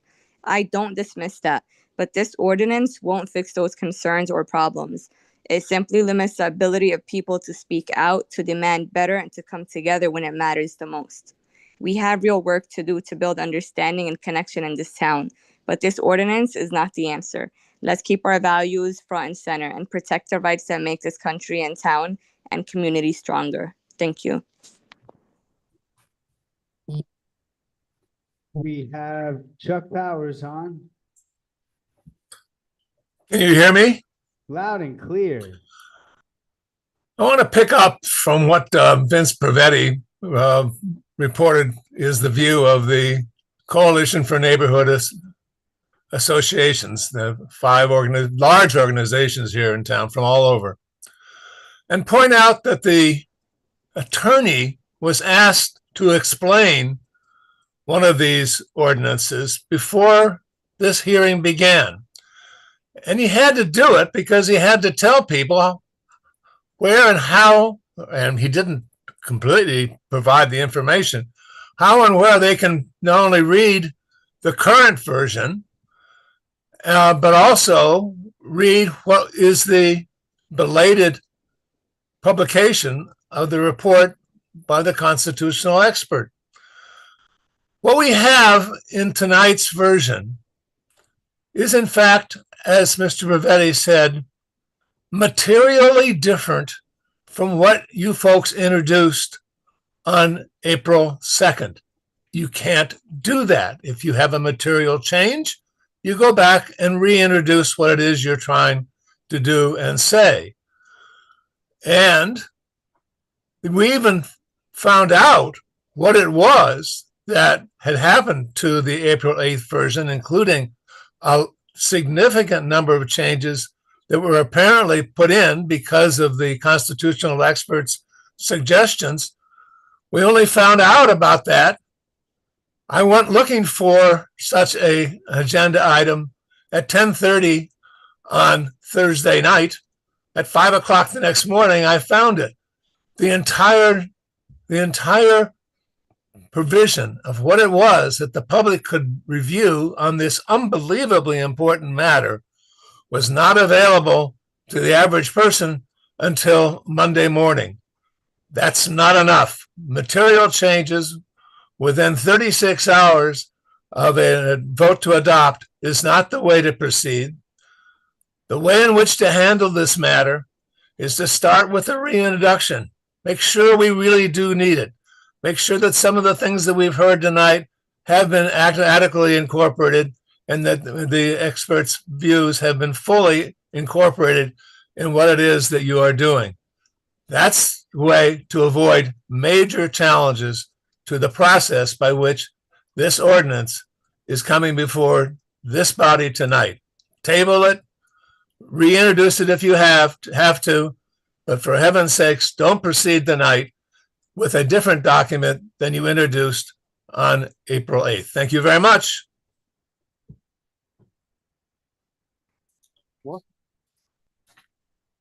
Bringing in Thomas Whitehead.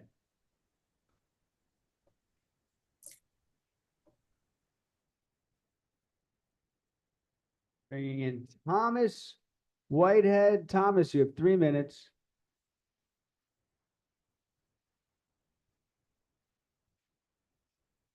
Thomas, feel free to unmute.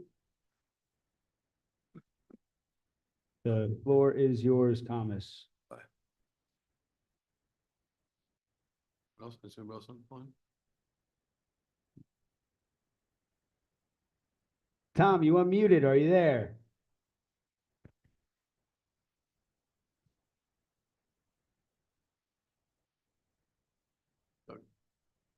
Okay. Tom, send us an email. Anybody else? You see anyone else? No, no one Okay, else. no one else. This hearing is now closed. Mr. Mayor. Sorry, do you have one more? We had asked before. Mr. Roberts? Sorry about that. Good evening. I am actually a resident of Bergenfield, live on the Teaneck border, been living there for about 25 years. And a couple of quick points. First one, which has been mentioned, this ordinance is about putting a small number of guardrails around protests and rallies. Essentially, it's the same thing that was passed in Bergenfield, and essentially the council is, at least in the ordinance, is required, pretty much required, to approve the request for protest. There's not a need to review who is protesting or what they're protesting or whatever it may be. So that's the framework. A lot of folks here tonight have used this as a hook to talk about the Middle East conflict, talk about other things. A couple quick points on that. For those who are quick to throw around the word genocide and occupied territory, you may want to consider that we all here are enjoying the fruits of occupied territory between the Atlantic and the Pacific. So for those who want to be consistent, you may want to leave this place or live with inconsistency. I point the finger at myself just as much as anybody else. I would say the same thing to the folks here in the black jackets who do have the external appearance of religious Jews, but are essentially rejecting hundreds, thousands of years of normative Judaism. I would be more than happy to sit and talk about what's written on Ksubos, Daf Yud Zayin, Amud Bet, and we can have that conversation another time, not in the town council. But essentially, it's a fringe group, and look, fringe groups in the United States, everybody is entitled to freedom of speech. By the same token, in terms of talking, I will tell you that I myself have spent upwards of 20 hours attending pro-Hamas rallies and, believe it or not, having very calm conversations with some of the folks there. Some of the folks screamed at me, but some of them were willing to engage in conversation, and we did not agree. We did not get to an end, but we actually did shake hands. So for those who are interested in having conversation, unlike Mr. Siegel, who had outbursts tonight, had outbursts in Bergenfield, that seems to be a common theme. Lastly, I would say in terms of what happens at these protests, for those who say free Palestine or whatever it may be, that's one thing. But once the comments start to sound like there is only one solution, intifada revolution, that means kill the Jews. There's no other way to say it. Those are pretty upsetting comments. That's not freedom of speech. That's saying that you're going to do to me and to my family what was done in 1929 in Hebron, way before there was any Zionist state, way there before there was an Israel, where Jews were, by their Arab neighbors, had their hands chopped off and their eyes gouged out. I don't want my hands chopped off. I'd really prefer my eyes not be gouged out. Thank you. Thank you for your time. Okay. This hearing's now over. We're going to Council speak, but before council speaks, Mr. Attorney, please start. Thank you. Yeah, there is one thing I want to address before the council goes, specifically related to the accusations that there are material changes in the ordinance that differ the ordinance they will be considering for adoption versus the ordinance that was introduced. It's simply not true. And you can go back and you can watch on YouTube. You can see the introduction of this ordinance. And what happened was there was a draft version of the ordinance. The council decided to make 4 specific discrete changes. I read them aloud for everyone in the audience. You could literally watch on the video. You could see me typing into my computer as I was making those changes and then immediately sending it over to the clerk so that way it can be published. Those 4 specific changes, I'll make this clear, are in the definition under 31B1 of special event. We added in the phrase public property. In 31B4, we changed the amount of time that the township has to respond to an application from 2 to 3 business days. We changed the timing of events from 8 a.m. It was originally from 8 a.m. to 8 p.m. We changed it from 8 a.m. until 10 p.m. Changed on going to section 31B9, that is subsection H. We changed it from 200 feet of the property line of a religious establishment to 100 feet of the property line establishment. And that is it. You can compare the 2 documents yourself. You can see it all happen on the video. There is nothing about this that has materially changed from the version that was introduced on that council. And I just want to be as explicitly clear about that as possible. You can check the documents yourself. It is all right there for everyone to view. So with that, Thank you very much. Councilman Goldberg? Thank you, Mr. Mayor.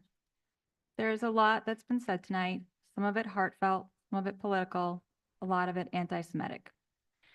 We've seen a lot of performative unity in Teaneck the last 4 months, a lot of talk about safety, very little talk about truth. So let's be honest with each other and the public about how we got here. The original version of this ordinance would not have passed constitutional muster. Some got called names such as subcommittee or armchair constitutional attorney. Guess what? The memo in the agenda packet says that Gerald Reiner and Deborah Blaberg were right.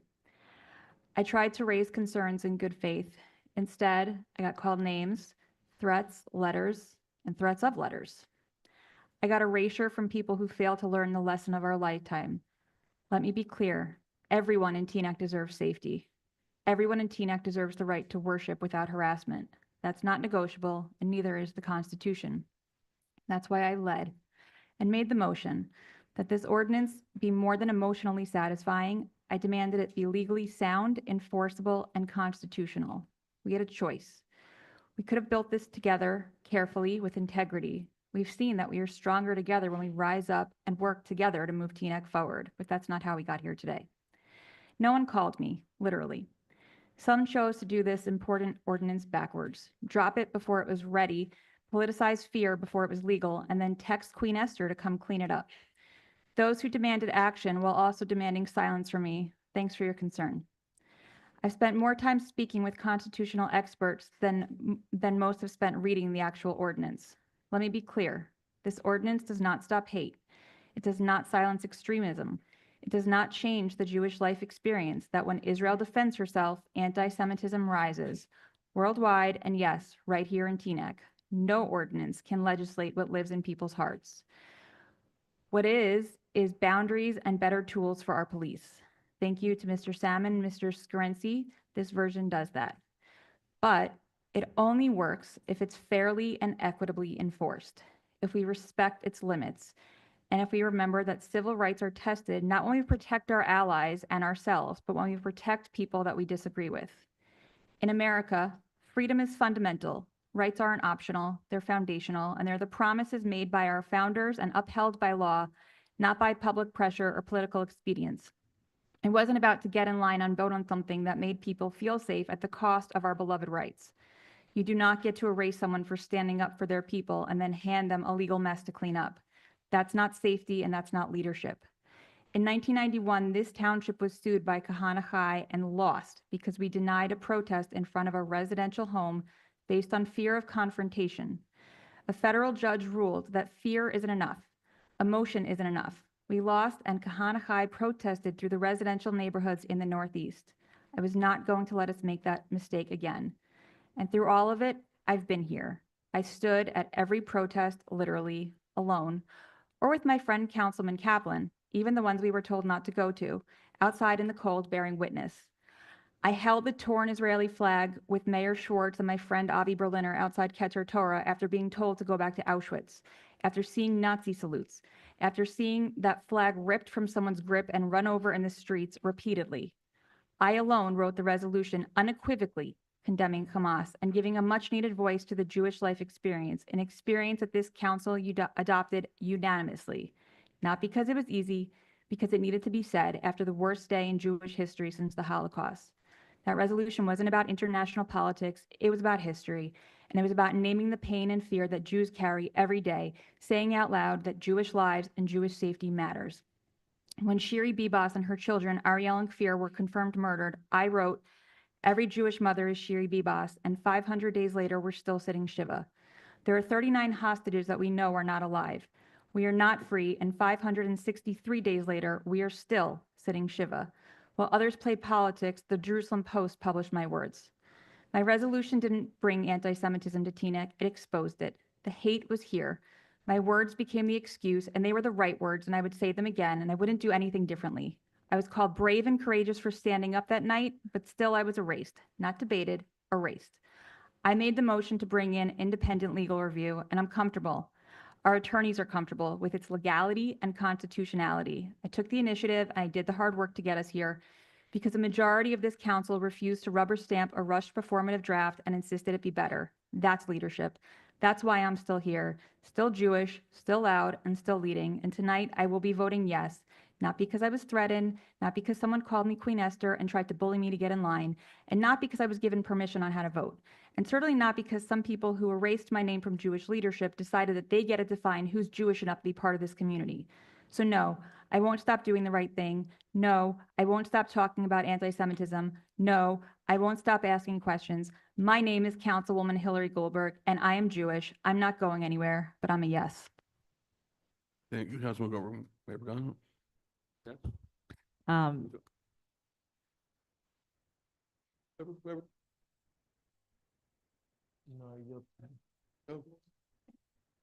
Switching up the order today. Well, first of all, I just wanted to thank everyone for coming out. I walked into the room today thinking I was really clear on all of the different points, and then I sit here and I'm like blown away at all of the comments that were made. The intentions of this ordinance, I think, come from a really good place, right? We want to make sure that all of our residents feel safe. I'm concerned, though, about the unintended consequences that this ordinance may have. There were a couple of points made just logistically about the fact that the public has not had enough time to review the published revisions. I know they were read out loud at the last meeting, but they didn't see the published revisions. And I think there would be some value to seeing those published revisions. There would be some value to having the constitutional lawyer here to answer the questions of the public. So if there's an opportunity to potentially wait one more meeting to allow that time, I think it would be much appreciated. I know we heard several residents ask for this to be tabled. But more than that, as I listened to everyone who spoke, the intentions of this ordinance are right. But when you think about it beyond what we've seen in Teaneck these last couple of months, this will impact so many other special events, right? And the reality is that requiring permits, all of this vague language, the breaking news exception, which requires discretion of just a few Teaneck officials, this will lead to unintended bias and potential subjectivity. And we don't know what the long-term impact will be beyond what's going on now. In 10 years, what is it going to be that this may potentially impact? We should be focused on maintaining public safety, and there are other ways to do that. I'm just really, really concerned that we haven't thought this through about what the long-term impact of this may be. I think the real goal is to keep residents safe. That is the real goal, and not to impact the ability of citizens to protest. So I would ask my colleagues, if possible, if we can take a little bit more time to allow folks to digest this and to bring in the constitutional lawyer and really think through about what the long-term impact of these changes might be and what the unintended consequences might be. Thank you.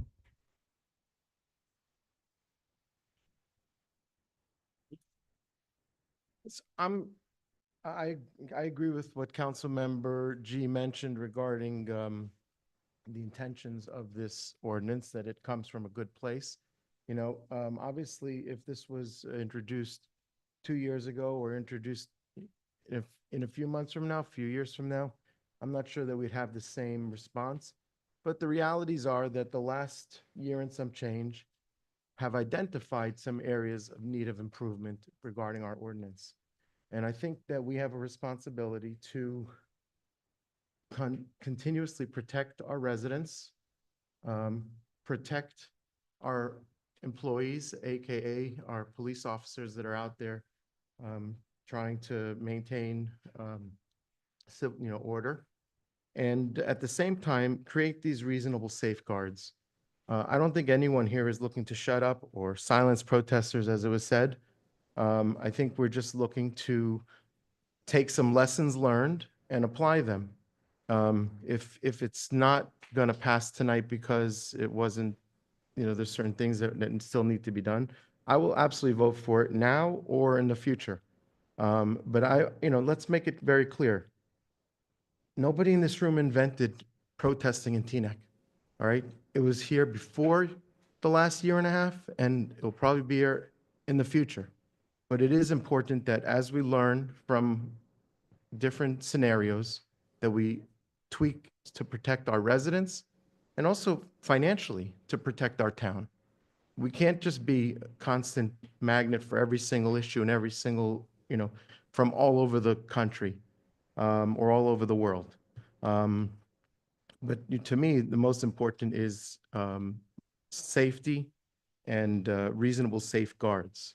So I am a yes for this ordinance, whether it's today or in the future. Thank you, Mayor Katz. Deputy Mayor.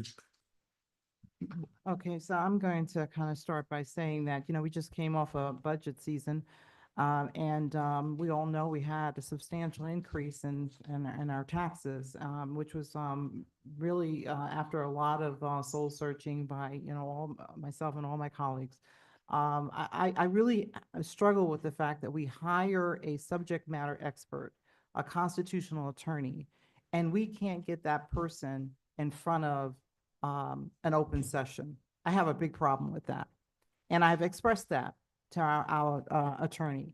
Our attorney tried to get him as of yesterday, but today responded that he had some type of personal event that he could not attend. So the whole point that I'm making is that when we hire people, these are taxpayers' dollars, and I think we owe an obligation to our residents to bring that person before the township so that they can understand. This is a hot topic. This is something we've been dealing with for over a year and a half.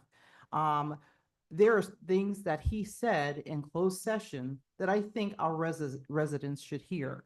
No less than 24 people spoke about real estate sales. Whereas in closed session, we were told that that would not be covered in this ordinance. Then in other words, it would not stop protests against real estate sales. Okay, but it's one thing to read it in a draft, but it's another thing to be able to interact with someone who is telling us that this is his constitutional belief that it does not in any way promote or restrict protests when it comes to real estate sales.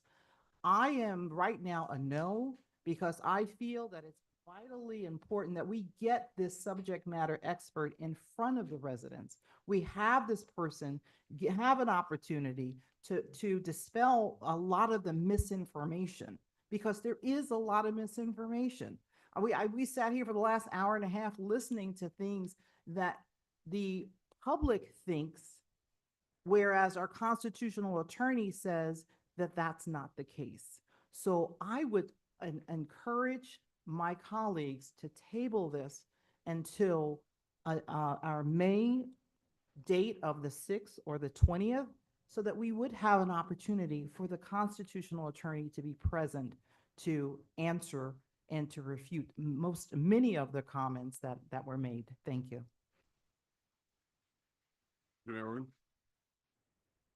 So I wasn't going to talk about any of the actual protests, but I just want to say that there was a Nefesh B'Nefesh event that was not a land use sale, and there was a Zaka event that was not a land use sale, and there were the biggest protest was probably at the Zaka event, so we shouldn't confuse things. I want to thank Scott for all of his work on these ordinances over the last year plus. He's been working on these since then. I want to thank Akiva Shapiro for working on this. And we included in the packet tonight, not just the original ordinance that was on the books, but the ordinance that we tried to have council introduce at a later date 2 meetings ago, that we then brought to the constitutional attorney, and he worked off of that. And we included his information to council that we then brought to closed session at our last meeting. And I really want to give Scott kudos for choosing Mr. Scarinci. He was exactly what this council needed. And if anybody has time and they want to review his words, I'm sure most people didn't. I certainly got caught up in all the language about the guns. It was above my pay grade. But he spelled everything out to us constitutionally exactly as we needed. And then he sat with us at our last meeting, not to divulge attorney-client privilege, but he sat with us for almost an hour and a half as we worked out for ourselves a compromise that we could live with. And that's why there were those 4 changes that we brought when we introduced the ordinance at the last meeting. Things that I personally was more comfortable with 200 feet from a house of worship. Our colleagues were more comfortable with 100 feet, and so we went with 100 feet. I was more comfortable with 10 days to introduce. Some people were more comfortable with 7 days, and so we went with the 7 days for the permitting. And that's how we got to the ordinance that was introduced, and that's what we have here, the ordinance that hopefully we'll be voting on and approving tonight. But as far as constitutional attorneys go, Mr. Scarinci was incredibly knowledgeable, and I don't think we left the table until he had answered each and every one of our questions. And the attorney is there to answer our questions, not to answer the questions of the public. He is not there to answer the questions of the public. We're here to answer your questions if you have them. This ordinance, this time, place, and manner ordinance, which is content neutral, is our job to introduce to protect the public and to protect our employees when it comes time for these protests which pop up. We need to give our manager the tools to manage these events. We need to give our police chief and our officers the tools to manage these events. We need to make sure that we're not wasting your money on and your tax dollars and the tax dollars of our neighboring towns and police forces, the rapid deployment force when these events pop up, CSS when they come out for these events. We need to know what to expect when these protests are threatened, when they come up, when they end up on social media, and that's what this does. It requires a permit so that we know how many people to expect, and it gives guidelines for what is and isn't permitted. It doesn't silence people. It doesn't take away from their First Amendment rights. It keeps our residents safe. It keeps the employees safe here, and that's all that this does. It doesn't take away anybody's right to protest, and I'm very comfortable with this the way it is. It's an ordinance that can be changed if we find that it's not working to standard.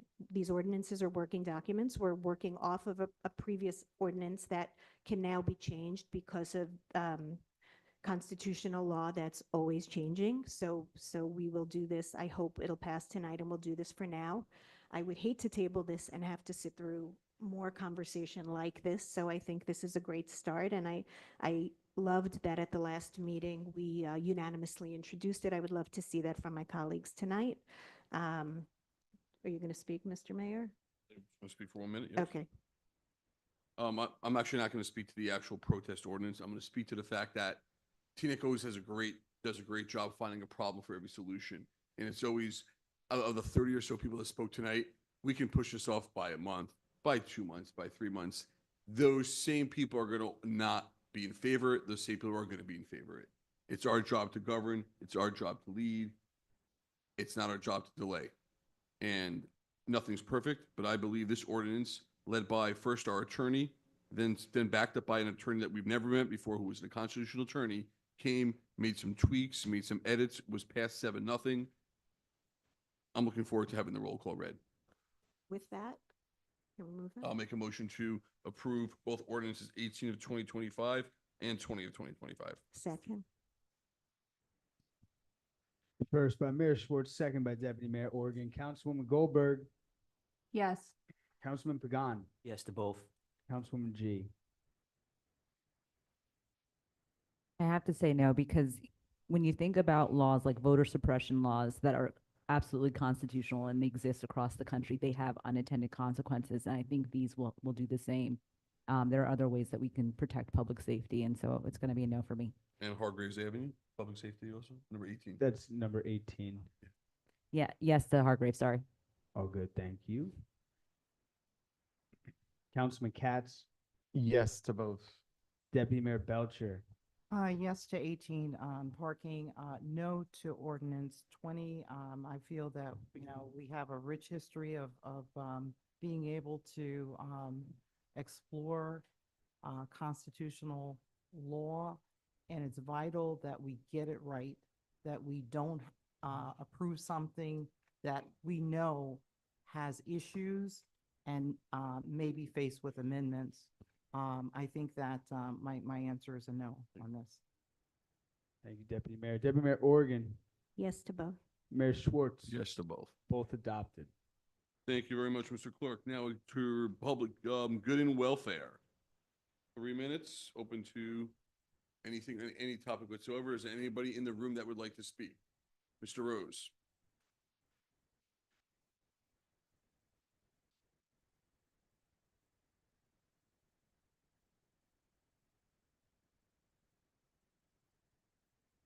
Howard Rose, 45-year resident in Teaneck, former trustee on the Board of Education for 9 years, former planning board member for 17 years, former financial advisory board member, and several other areas as well. I find the vote that was just taken to be unfortunate because I think that you've truly diminished the rights of the residents of Teaneck, and that includes all of you.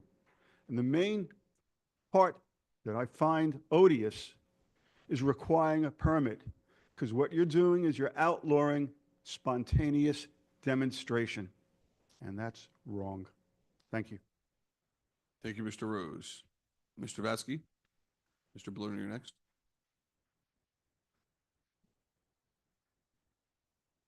Mark Vatsky, Teaneck resident. I just wanted to mention here, if it hasn't already been made, that tomorrow, midday afternoon, there's a demonstration there's a meeting about traffic safety at the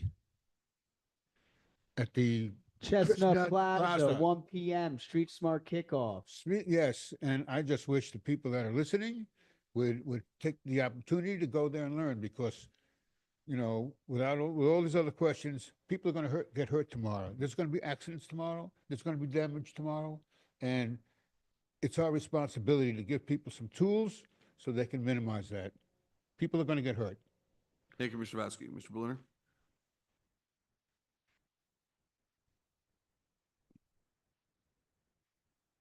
Yeah, it's Avi Berliner. It's a shame that it's during the day. I'd love to be there. Unfortunately, I work. I can't be in town at 1 p.m.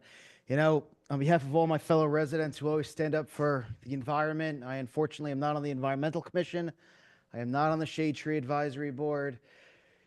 But happy Earth Day, everyone. And as we are bookended by both Arbor Day, observed in Colorado this past weekend, and Arbor Day as a federal holiday and celebrated across the country this coming weekend, let's continue to support our open space and recreation. Thank you.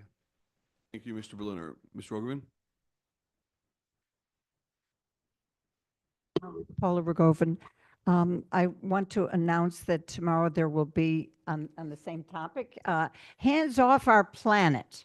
It's a town hall that's going to be at Bergenfield Public Library from 7 to 8:30 tomorrow. confronting the climate crisis.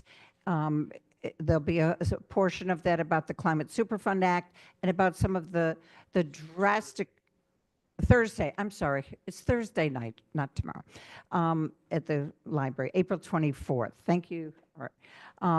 You know, questions about the massive cutbacks in personnel, regulations, and so on, about our environment. So please come to that. I have flyers with details for signing up. I was very disturbed. I'd like to thank Councilwoman Belcher and G for their standing up for the public, whatever our positions are on the political issues. I heard a council person say, we're not here to answer the questions of the public. I actually thought that's why we're here, that we raise questions during an ordinance discussion. That's what we do. We hired, our tax money was used to hire an attorney, a constitutional attorney who knows more than all of us in this room probably about constitutional issues. I thought the purpose of hiring this person and the purpose of an ordinance hearing. I'd like to inquire what actually happened in the closed session. I'm very puzzled by it and why what happened in the closed session did not come out tonight in the discussion. It's rather troubling. I want to go back to Lee Zeldin. If Lee Zeldin, the EPA administrator, were to speak at a church or synagogue or mosque here in Teaneck, and we found out, a group found out, like my group that's, you know, we're all into the environmental stuff, we found out the day before, we would not be qualified to get a permit for a demonstration. The event might be held in a church or a synagogue or a mosque, and we wouldn't be, it might be covered. It might be covered by this ordinance, and we wouldn't be able to protest. But if it were just a rental of the space, would we be covered? Would we be allowed to have a demonstration? It's these are important questions that need to be addressed. Anybody else in the room would like to speak? Mr. Maxine, did you raise your hand?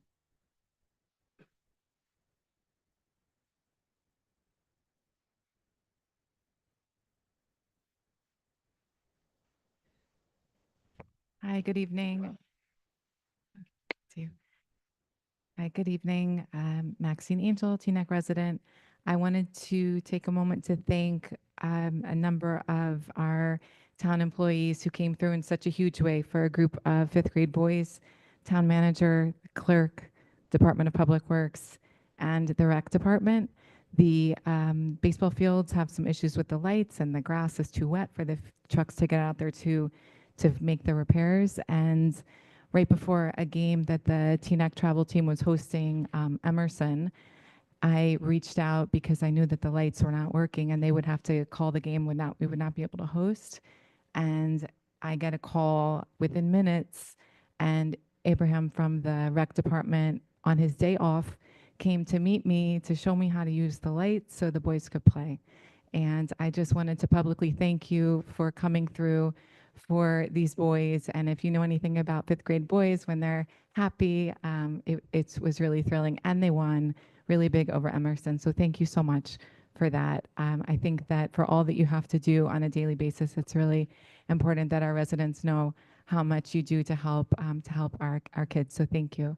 And all of the workers who made everything happen. And then I want to also, I know that you're working really hard on the budget, and I have been following this, and I want to thank you, the entire council, for making this effort to get this right. I know that there's so much division, but I do see that you're working collaboratively, because we're looking at like the biggest tax increase. And I think that if we can make sure that we're using the bonds correctly and doing everything correctly, and that the commitment so many of you have made to accountability, if you continue with that, I think we're going to get this right. So thank you for that. I hope that we can get to the other side of this, and that we understand that there will be tax increases, hopefully not huge ones, something that we can absorb. But thank you for your commitment to accountability and to the fiduciary responsibility you have to our residents. So thank you and have a good night. Thank you very much, Ms. Angel. Anybody else that would like to speak? Graham?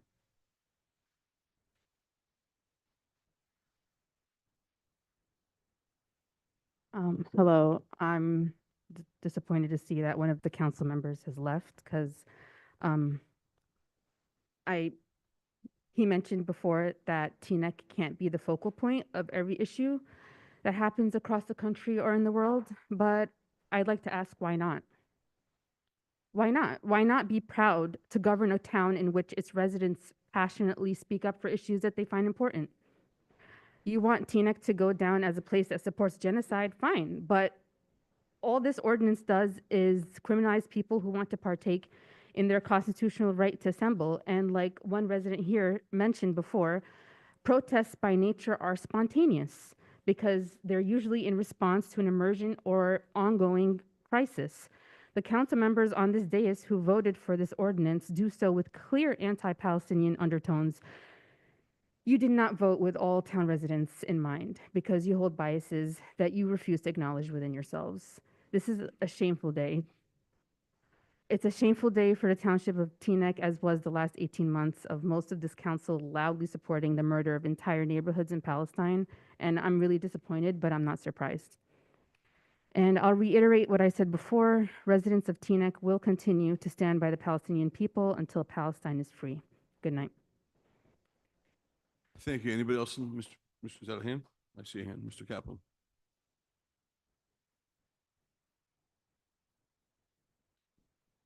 Thank you, Mr. Mayor, council members. Keith Kaplan, Teaneck resident.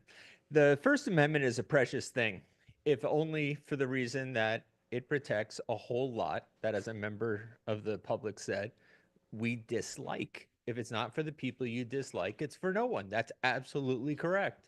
It lets you lie, like Paula Ragavan did when she got up here and said, a person said, you're not here to answer questions. It's not true. That's not what the mayor said. What the mayor said was an absolutely true statement that lawyers hired to advise the council are hired for that, to advise the council. If there are questions from the public, that's not what the lawyer is hired to do. The client of the lawyer is the council. In fact, he's not allowed to give his advice individually out to the public. They had to vote as a council to release that report. And if you have questions, it's for the council members, the people we vote for, the people that get a vote on the dais to answer the questions we have. You're allowed to lie. Paula is allowed to come up here and lie to the public. And that is what the First Amendment allows. In fact, aren't you not allowed?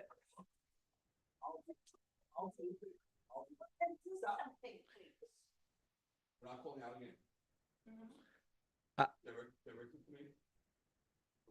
Yeah, it's not a personal attack. It's a statement on the First Amendment. And as members of the public said, we need to protect the First Amendment. The First Amendment, as the Supreme Court and the Appellate Division recently ruled in New Jersey, protects calls to violence. In NAACP v. Claiborne, which the New Jersey Appellate Division recently upheld in a case, said very clearly, you can call for violence. In the NAACP case, they said, anyone who goes to the racist stores, we're going to break your neck. If I stood up here and said, anyone who espouses the hate, that the kind of rhetoric Rich Siegel espouses, you should break their neck, it would be protected speech. And he himself said we should protect that. Think about how your actions, how your rhetoric, and what you claim you are defending actually resonates around this council. We have a council member sitting on the dais who said that their child heard the N-word in class and brought it up because it was worthy of attention. And yet when you have an ordinance that protects people calling for the death of the families of multiple council members sitting on the dais, votes no. You have a council member sitting on the dais that rallied people to prevent a Jewish organization from buying a building in the Northeast to build a high school. And when it comes time to defending organizations being able to operate freely without impunity, votes no. The First Amendment says I'm allowed to stand here and call you out. It's a shame I have to. Thank you, Mr. Kaplan. Anybody else in chambers like to speak? Mr. Clerk, over to you, sir. We have Sherry Ann.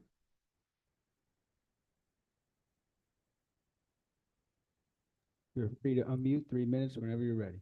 Yes, hi, Sherry Hanid, lifelong Teaneck resident.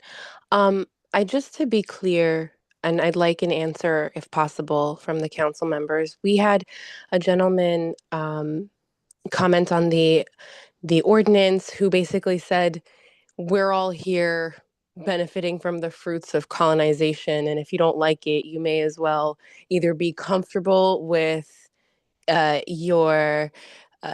be comfortable with that or go back to where you came from, essentially is what he said. And that's okay, right? That's not looked at as a personal attack on a community. That's protected speech. But when we say we are looking for a free Palestine and justice for all who live on that land, that's wrong. And that's a terroristic wording. We just had another community member stand up there and personally attack another community member in front of you all, and that was okay. So it's clear that the bias is here for whose freedom of speech is being protected and whose is not. Thank you so much. I have Amanda. Please state your name for the record.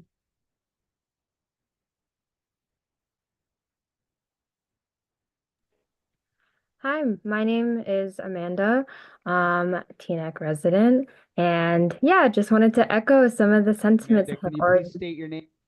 Yes, I did. I did. It's also on the screen. My name is Amanda. What's your last name, please? I actually will just keep it to Amanda, but thanks for asking.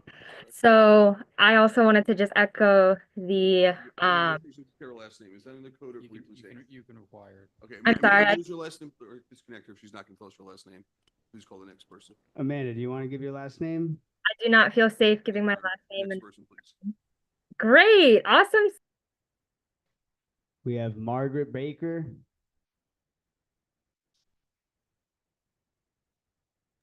Can you hear me?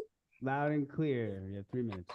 Okay, Margaret Baker, urban Teaneck resident.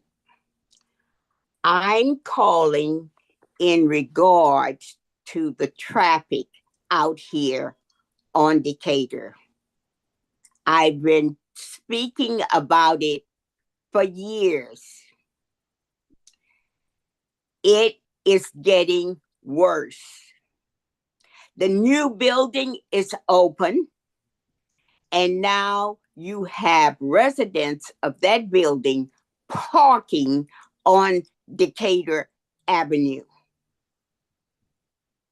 There's a sign out there that says no parking except the weekends. So now I'm assuming there's parking for visitors and the residents under the building. It is causing a problem out here. It's already a racetrack, and then you put cars parked on Decatur, which is opposite the 3 residents' driveways. We live out here. They park across the street from our driveways. We are having hell to get out of our own driveways because they're parked there. Something has to be done. That's another problem that's added to the one you already had. Now they're beginning to park on Decatur overnight. Well, I've been out here 40 years and I haven't been allowed to do that. So I would appreciate if someone from the traffic department, or maybe you even try someone that does traffic and can explain this or come up with a solution, because undoubtedly this wasn't included when you decided to build this building. And it's causing a problem. I will not live out here and have to blow my horn to get out of my driveway. No way. So I have called already about the parking, daytime parking on the street, overnight parking, blocking our driveways for us to get out of our yards. So I really would appreciate someone coming and checking out the situation. Thank you, Ms. Baker. We have Debbie. What's your last name? Is this Deborah Blyberg again? Yes, it is. Hi, can you hear me? 3 minutes. Hi, good evening. I just want to say thank you very much to those who passed the ordinance. All I wanted was to make sure that it was constitutionally sound and that it didn't open us up to what it seems like one caller in was trying to threaten. Anyway, let's get to the budget, because I think that's what we need to actually start talking about, town business. And we need to look at the budget, and I appreciate that. I think it's been moved mostly from today, and that you're going to take a really good look, because yes, there's going to be an increase. I think we're all kind of fully aware of that.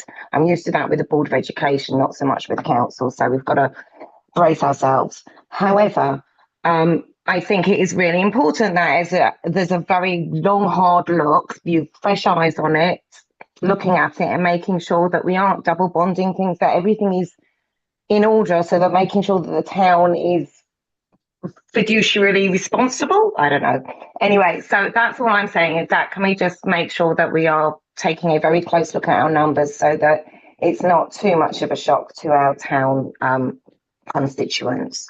And again, I want to actually back up what Keith said with regards no one said that the council isn't there to answer questions. It was literally the lawyer wasn't there to answer questions. I heard that, and I can barely hear half the stuff. So I'm on Zoom. So let's not start with misinformation again, please. Let's keep it honest. That's all I want, is to keep it honest and transparent. Anyway, tonight was very enlightening. Have a good one, guys. Thank you very much. We have Alan Sohn. Here tonight, guys. Free to unmute, Alan. Whoops. Now can you hear me? Yes, yeah, 3 minutes. Alan Sohn calling from Gate E9 at Ben Gurion Airport on my way back to Teaneck.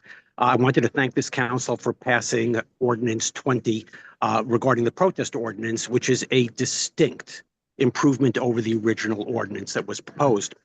I think that seeing Donald Scorinzi's report demonstrates the scope and nature of the flaws in the original ordinance, which was patently unconstitutional.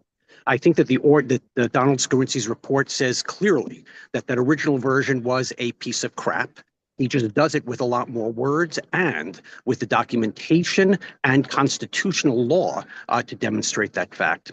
It disappoints me that it was not possible to fix this and do this right. To get it passed with 7 votes, to get it introduced as a correct constitutional ordinance, and to do that the first time. Why did it take so much jabbering, so much fighting in closed session? Why did it take introducing something that was patently unconstitutional, that it required an effort to table it, that it required an effort to hire a constitutional attorney who could provide the expertise in constitutional law and municipal law that was necessary to produce that ordinance that's appropriate and that passed tonight. It is disappointing that this did not pass with all 7 votes. It is disappointing that there was not enough time and effort over these past couple of months to address all of the issues and all of the concerns of all 7 council members. But it is due to and appropriate to thank those who actually did the work to fix a fundamentally flawed ordinance, one that did not have the support of the public, one that did not have the support of the attorney who refused to indicate whether the previous version was constitutional, because plain and simple, it was not. This is a drastic improvement, and all you had to do was look from the start why jogging groups were ever included, and why anybody would think jogging groups should have been included, even if it had been in the structure of the former special events ordinance. This is something that is necessary for TNEC. I hope that will be applied fairly, that will not have selective enforcement. That all those who are violating any of these provisions are dealt with appropriately, and that there is no selective enforcement, that there are no 14th Amendment issues of equal protection. And I hope that this ordinance will help address some of those issues, even if it's not possible for it to solve all of them once and for all. I want to thank those who pushed this forward, and I want to thank those for making all the changes that were necessary to get this passed and to get this done for the sake of the people of Teaneck. And again, it shows who gets things done, and it shows who just tries to shove things through. Thank those who helped make it happen. And again, learn a lesson to those who did not. Thank you very much. Bye. Thank you very much, Mr. Sohn. Mr. Bromwitz.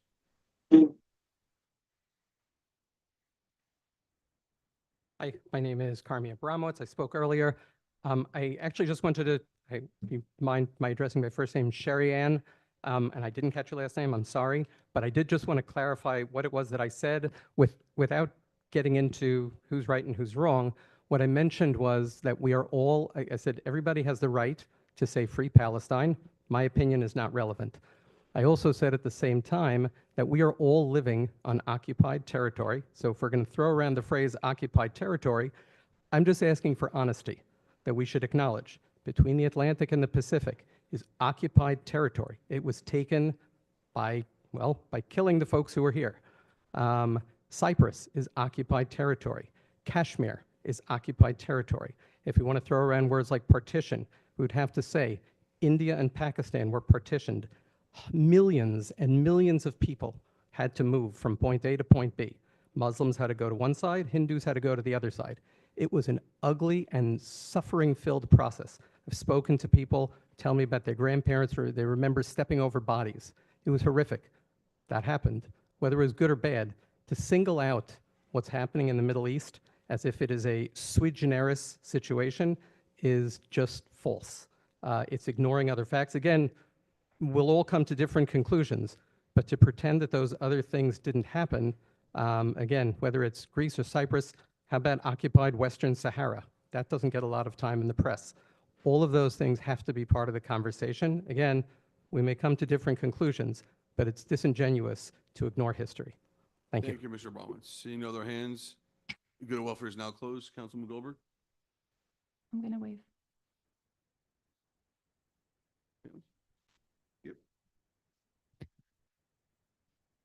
So I just want to talk a little bit about the ordinance that passed today.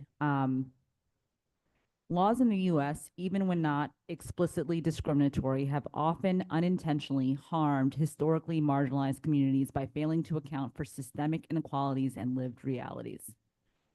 For example, housing policies like redlining and urban renewal displaced Black families and limited access to wealth building opportunities. You can see that right here in Teaneck, where we have neighborhoods that are still fairly segregated by race. We've also seen ostensibly race-neutral drug sentencing laws that disproportionately impacted communities of color due to biased enforcement and socioeconomic disparities. Similarly, voter ID laws and poll closures framed as security measures have disproportionately burdened low-income and minority voters who face more obstacles in obtaining identification or accessing polling places.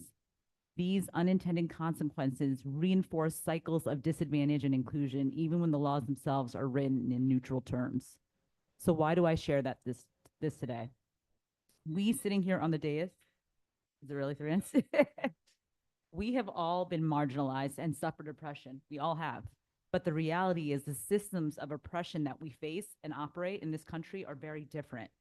Black Americans and people of color in this country often face more constant, visible, and systemic marginalization rooted in America's very foundation. We can't help, Denise and I, be more conscious of the potential of unintended consequences on the decisions that we make. It's not about not wanting to be against anti-Semitism of our Jewish brothers and sisters here in Teaneck. Of course, we want to keep our residents safe. But we have a very different lived experience, and we know that the decisions that we make have long-term consequences that we can't even think about what those might be today. And that's the reason I voted the way I did. It's not that I don't care about my fellow brothers and sisters here in Teaneck. You brought up the situation that my son had at school. For what reason, I don't know. We all have faced discrimination. And it's not about comparing what I've faced and what my children face to what you've faced. We want to keep us all safe, but we want to be smart about the decisions that we make, and we want to acknowledge the lived experiences of all of us, Thank you. Thank you, Councilman G. Councilman Gover? She was tied up. Did you want to say something?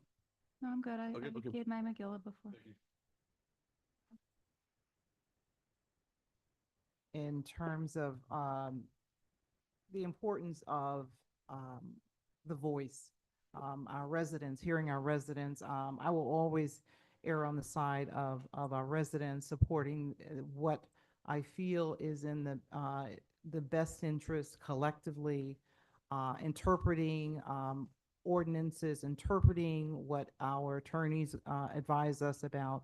But there are things that lived experiences that we understand, and we want to, as a Black woman, want to speak up about. And if I see injustices, I speak toward those injustices. When I see things that are not right, I speak toward those things.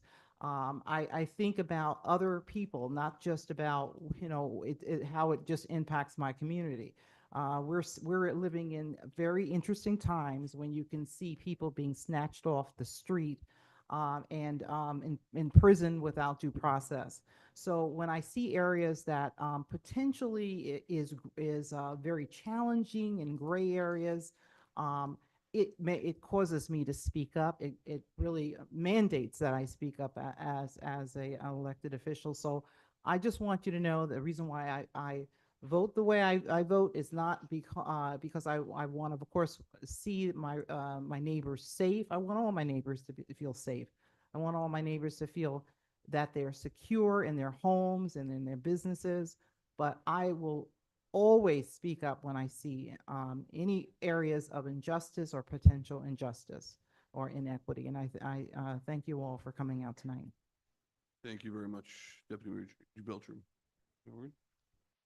So I'll never know what it is like to be a Black woman, and I will always try to listen to you, but we're trying to tell you something now, and we're going through something that you can't understand, but you can only listen to. And I am so grateful that Councilwoman G went to see October 8th, and I'm so grateful that Dr. Spencer went to see October 8th. And I think it's either still playing on Cedar Lane, Deputy Mayor Belcher, or it may be coming to Netflix.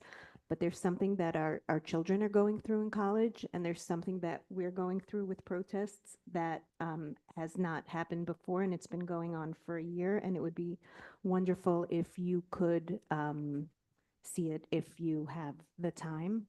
Mrs. Manager, if we could ask the police to drive by Alfred and Decatur and just see, I don't think there's any parking allowed there ever. So if people are starting to leave their cars there, if we could start to ticket. Thanks. Thank you very much, Deputy Morgan. I'll be brief. Yes, Ms. Baker, I'll drive by Decatur tonight. I'll also call the police if I see cars parked there. Please, at any time, if you see any illegal parking, please call the Teaneck Police at 201-837-2600. You can also call me as well, 917-902-9303. Lastly, to Mr. Sohn's comment about rushing things through, you're right, that did come out, didn't appropriately come out of my mouth. What I meant to say was that we're not going to get a perfect ordinance because no one will ever agree in the audience and from our lawyers or anyone will ever agree on every single word. And that's why I'm thankful that we were able to put it up for a second vote tonight and vote on it in its form, which was endorsed by our constitutional attorney. With that, before we go on to the rest of the meeting, Mr. Attorney, did you have anything else you wanted to say? I did. Thank you, Madam Mayor. So, obviously, there's been lots of discussion about the ordinance both tonight and previously. I really want to be clear that this ordinance does not stop anybody from protesting whatever it is that they want to protest. What the ordinance does is regulate when and where that protests can happen, among other different kinds of special events. It's really not just limited just to protests. There are lots of other kinds of events that are covered by this as well.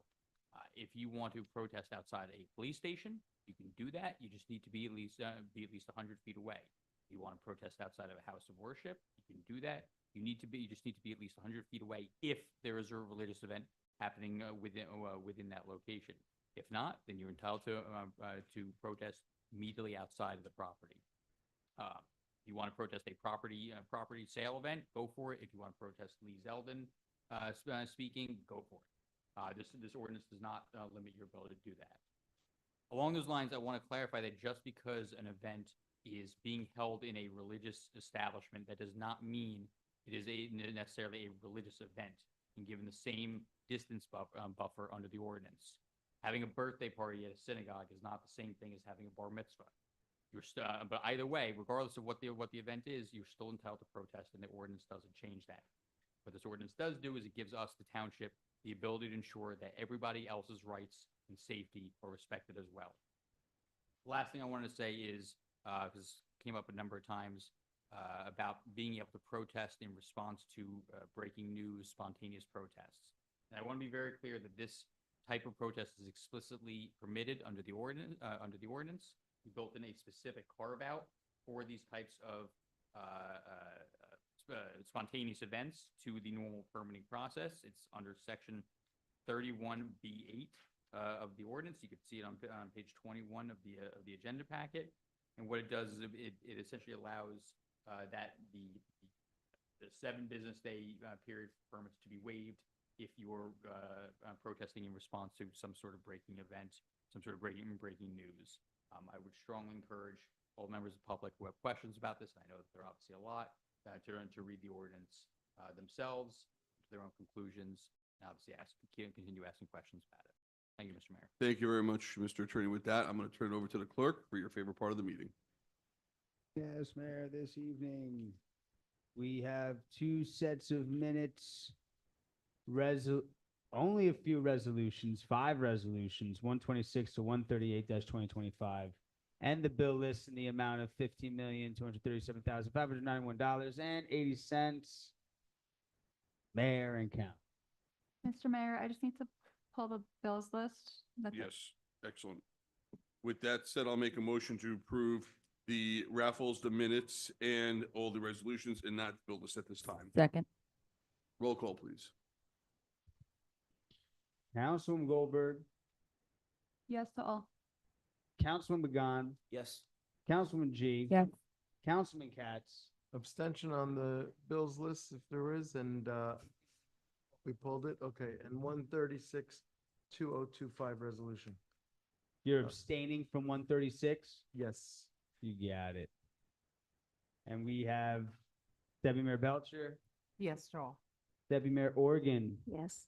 Mayor Schwartz. Yes, to all. Councilwoman Goldberg, the bill list is yours. So really quickly, I was just confirming with manager, Scott spoke to Issa, actually, because it affects his budget.